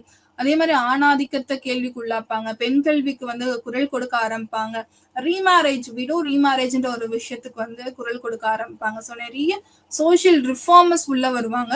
அந்த சோசியல் ரிஃபார்ம் மூவ்மெண்ட் நடக்கிறதுக்கு காரணம் வந்து இதோட இம்பாக்ட் அப்படின்னு பார்த்தோம் அப்படின்னா வெஸ்டர்ன் எஜுகேஷன். ஸோ அந்த வெஸ்டர்ன் எஜுகேஷனோட அக்சசபிலிட்டினால நிறைய பேர் வந்து எஜுகேஷன் வந்து அவங்களுக்கு கிடைக்கும். அது மூலியமா அவங்களுக்கு கிரியேட் ஆன அவேர்னஸ் மூலியமா நிறைய பேர் ரிஃபார்ம்காக வந்து வெளியில வந்திருப்பாங்க. சொசைட்டியில சேஞ்ச் வேணும்னு நினைச்சிருப்பாங்க. ஸோ நேருவின் வளர்ச்சி மாதிரியில் திட்டமிடப்பட்ட மாநில சோசியலிச சமூகங்களின் சரிவு, இதுவரை விடுதலையின் மேலாதிக்க சிந்தாந்தம் அல்லது சுரண்டலுக்கான முதன்மை வரலாற்று பிரதிபலிப்பின் தோல்வியை குறித்து முதலாளித்துவ அமைப்பு, ஸோ முதலாளித்துவம் இது எல்லாத்தையுமே அகேன்ஸ்டா வந்து என்ன பண்ணியிருப்பாங்கன்னா கொஸ்டின் ரைஸ் பண்ணியிருப்பாங்க. ஸோ நம்ம வந்து சோசியலிஸ்ட் ஃபாலோ பண்றது, ஸோ நேருவோட அட்வைசஸ் அந்த டைம் பீரியட்ல வந்து நேருவோட கவர்மெண்ட் இருக்கப்போ நம்ம என்ன மாதிரியான ஒரு எக்கனாமிக் சிஸ்டம் கொண்டுட்டு வர போறோம், எல்லாரும் உலகமே வந்து நம்மளை உற்று நோக்கிட்டு இருக்கோம். அப்ப நம்ம வந்து பிரில்லியண்டா வந்து சோசியலிசம் எடுத்திருப்போம், மிக்ஸ்டு எக்கானமியை வந்து கொண்டு வந்திருப்போம். ஏன்னா ரெண்டு பெரிய பிலாசபி ஆஃப் எக்கனாமியுமே ஃபெயிலியரா இருக்கும். கேபிட்டலிசமும் ஃபெயிலியரா இருக்கும், கம்யூனிசம் ஃபெயிலியரா இருக்கும். ஸோ அதெல்லாம் உடைச்சு புதுசா வரக்கூடிய கண்ட்ரி நம்ம என்ன மாதிரியான எக்கனாமிக் சிஸ்டம் வந்து அடாப்ட் பண்ண போறோம்னு சொல்லிட்டு வேர்ல்டே பார்த்துட்டு இருக்க ஒரு டைம் பீரியட்ல அம்பேத்கரோட அவர்களின் அட்வைஸ் மூலியமாக நம்ம என்ன பண்ணுவோம் அப்படின்னா மிக்ஸ்டு எக்கானமி கொண்டு வந்திருக்கோம். ஸோ இதெல்லாமே அம்பேத்கரோட தான் கான்செப்ட். ஏன் ஆர்பிஐன்ற ஒரு விஷயம் உருவானதுக்கு காரணமே அம்பேத்கர் அவர்கள் எதுனா அவருடைய ரிசர்ச் தீசிஸ்ல இருந்து தான் நம்ம எடுத்துட்டு வந்திருக்கோம். அதெல்லாம் வந்து அவர்களுடைய கான்ட்ரிபியூஷன்ஸ் தான். Doctor B.R. அம்பேத்கர் இதுக்கெல்லாம் காரணம் அப்படின்னு பாத்தீங்க அப்படின்னா எஜுகேஷன் தான். ஸோ வந்து 1980கள்ல பிற்பகுதியில பெண்களுக்கான ரைட்ஸை வந்து அவங்க கொஞ்சம் கொஞ்சமா வந்து தேடி கொடுத்துட்டு இருக்காங்க. இருப்பினும் அதே காலகட்ட தென்னிந்தியாவை சேர்ந்த தலித் மற்றும் தாழ்த்தப்பட்ட பெண்கள் மற்றும் பெண்ணியவாதிகள் ஆரியர் அல்லாத மற்றும் பிராமண எதிர்ப்பு பாரம்பரியத்தை மீண்டும் நிறுவ முயன்றனர். ஒரு தலித் ஆர்வலர் ரூத் மனோரமா பெண்களின் சுரண்டல் மற்றும் ஒடுக்குமுறைக்கு அடிப்படையான ஒரு வெளிப்படுத்தும் தலித் பெண்கள் தேசிய கூட்டமைப்பை வந்து நிறுவுறாங்க. நிறைய அதுக்கப்புறம் இந்த ஸ்டேஜ்ல பாத்தீங்க அப்படின்னா பெண்களே பெண்களுக்காக குரல் கொடுக்க ஆரம்பிச்சிருப்பாங்க. நிறைய பெண்கள் வந்து பெண்களுக்கான ரைட்ஸ் நிறைய கமிஷன்ஸ் வந்து வந்திருக்கும், நிறைய என்ஜிஓஸ் வெளியில வந்திருப்பாங்க. பெண்களுக்காக பெண்கள் குரல் கொடுக்க ஆரம்பிச்சு நிறைய மூமெண்ட்ஸ் இந்த ஸ்டேஜ்ல வந்து ஆரம்பிக்கப்பட்டிருக்கும். அந்த ஒடுக்குமுறைகள் எடுத்து நிறைய பேர் வந்து குரல் கொடுத்திருப்பாங்க. ஸோ இப்படிதான் வந்து நம்ம ரெசிஸ்டன்ஸ் அண்ட் ப்ரொடெஸ்ட் மூலியமா ஒரு சோசியல் ரிஃபார்மை கிரியேட் பண்ணி ஒரு சோசியல் மூவ்மெண்டா எடுத்துட்டு போய் சமூகத்துல நிறைய மாற்றங்களை வந்து கொண்டு வந்திருப்போம். அப்போ வந்து இன்னைக்கு வந்து நம்ம ரெண்டு கான்செப்ட் பார்த்தோம். ஒன்று வந்து ரெசிஸ்டன்ஸ், இன்னொன்று வந்து protest. So resistance and protest மூலியமா நம்ம எப்படியெல்லாம் சமூக மாற்றங்களை வந்து உள்ள கொண்டு வரோம், அப்ப எப்படி வந்து ஒரு கருத்துல வந்து முரண்பாடு ஆரம்பிக்கும் போது அங்க ஒரு டிஃபரன்சியேஷன் வருது. அந்த கருத்துக்கள் முரண்பாடு ஆகும்போது நம்ம வந்து என்ன பண்றோம் அப்படின்னா அதை வந்து சரியான வகையில வந்து எடுத்துட்டு போகணும். சமூகத்தை ஒரு முற்போக்கா நம்ம எடுத்துட்டு போகும்போது அப்ப இந்த சாதிய அமைப்புகள், கட்டமைப்புகள், பெண்களுக்கு எதிரான சமூக போராட்டங்கள் இது எல்லாத்தையுமே நம்ம வந்து முறியடிக்கிற விதமாக நிறைய தலைவர்கள் வந்து பார்த்தோம். அதுல வந்து ரெண்டு முக்கியமான பெண் தலைவர்கள் பாத்தீங்க அப்படின்னா தாராபாய் ஷிண்டே அவங்கள பத்தி பார்த்திருப்போம். தாராபாய் ஷிண்டே இவங்க எல்லாரும் வந்து பண்டித ராமாபாய் இவங்க எல்லாருமே வந்து ஃபர்ஸ்ட் ஃபெமினிஸ்ட் கான்செப்டை வந்து இந்தியாவுக்குள்ள கொண்டுட்டு வந்து ஆகச்சிருந்த பெண்களா வந்து இவங்க பார்க்கப்படுறாங்க. முக்கியமா பெண்களின் கல்விக்காக அதிகமா குரல் கொடுத்திருப்பாங்க. ஆணாதிக்கத்தை எதிர்த்து கேள்விகள் கேட்டிருப்பாங்க. வேதங்களை எதிர்த்து வந்து குரல் கொடுத்திருப்பாங்க. இது எல்லாமே வந்து இவங்க பண்ண ஒரு கான்ட்ரிபியூஷன் டு த சொசைட்டி நம்ம சொல்லலாம். சாதிகள் அதை பத்தி காஸ்டிசம் பத்தி நிறைய கொஸ்டின் பண்ணியிருப்பாங்க. அதுக்கப்புறம் பாத்தீங்க அப்படின்னா ஜோதிபாய் புலே, சாவித்ரிபாய் புலே இவங்களை பத்தி பார்த்தோம். அதுவும் சாவித்ரிபாய் புலேலாம் வந்து ஸ்கூல் அவங்க கட்டி கேர்ள்ஸுக்காக தனியா ஒரு ஸ்கூல் ஆரம்பிச்சிருப்பாங்க. அதுல வந்து அவங்க விமெனுக்காக மட்டுமே ஸ்பெசிஃபையா வந்து எஜுகேஷன் வந்து எல்லா காஸ்ட் விமெனுக்குமே வந்து அவங்க எஜுகேஷன் ப்ரொவைட் பண்ணாங்க. அதே மாதிரி டாக்டர் பீமாராவ் அம்பேத்கர் அவர் வந்து ஃப்ரம் த சைல்ட்ஹுட் இவரை எக்ஸ்பீரியன்ஸ் பண்ண எல்லா டிஃபரன்சியேஷனுமே மனசுல வச்சுட்டு அதுக்கேற்ற மாதிரி வந்து கான்ஸ்டிடியூஷனை வந்து டெவலப் பண்ணி கொடுத்திருப்பாரு இந்தியாவுக்கு. ஸோ அதனால அவர் என்ன பண்ணியிருப்பாருன்னா அந்த கான்ஸ்டிடியூஷன் வேர்டே கான்ஸ்டிடியூஷன்லேயே வந்து அன்டச்சபிலிட்டி வேர்டை வந்து டிஃபைன் பண்ணியிருக்க மாட்டாங்க. ஏன்னா இன்கேஸ் டிஃபைன் பண்ணப்படாத சில விஷயங்களை யூஸ் பண்ணி எங்க அவங்க அன்டச்சபிலிட்டி பண்ணிடுவாங்களோன்றதுக்காக அவர் வந்து அந்த மாதிரி சட்டத்தை வந்து இயற்றிருப்பாரு. அது மட்டும் இல்லாம நிறைய அன்டச்சபிலிட்டி எதிர்த்து நிறைய கொஸ்டின் கேட்டிருப்பாரு. மூக் நாயக் அப்படின்ற ஒரு புக்கெல்லாம் ரிலீஸ் பண்ணியிருப்பாரு. அதெல்லாம் வந்து இன்னைக்கு நம்ம பார்த்திருக்கோம். நன்றி.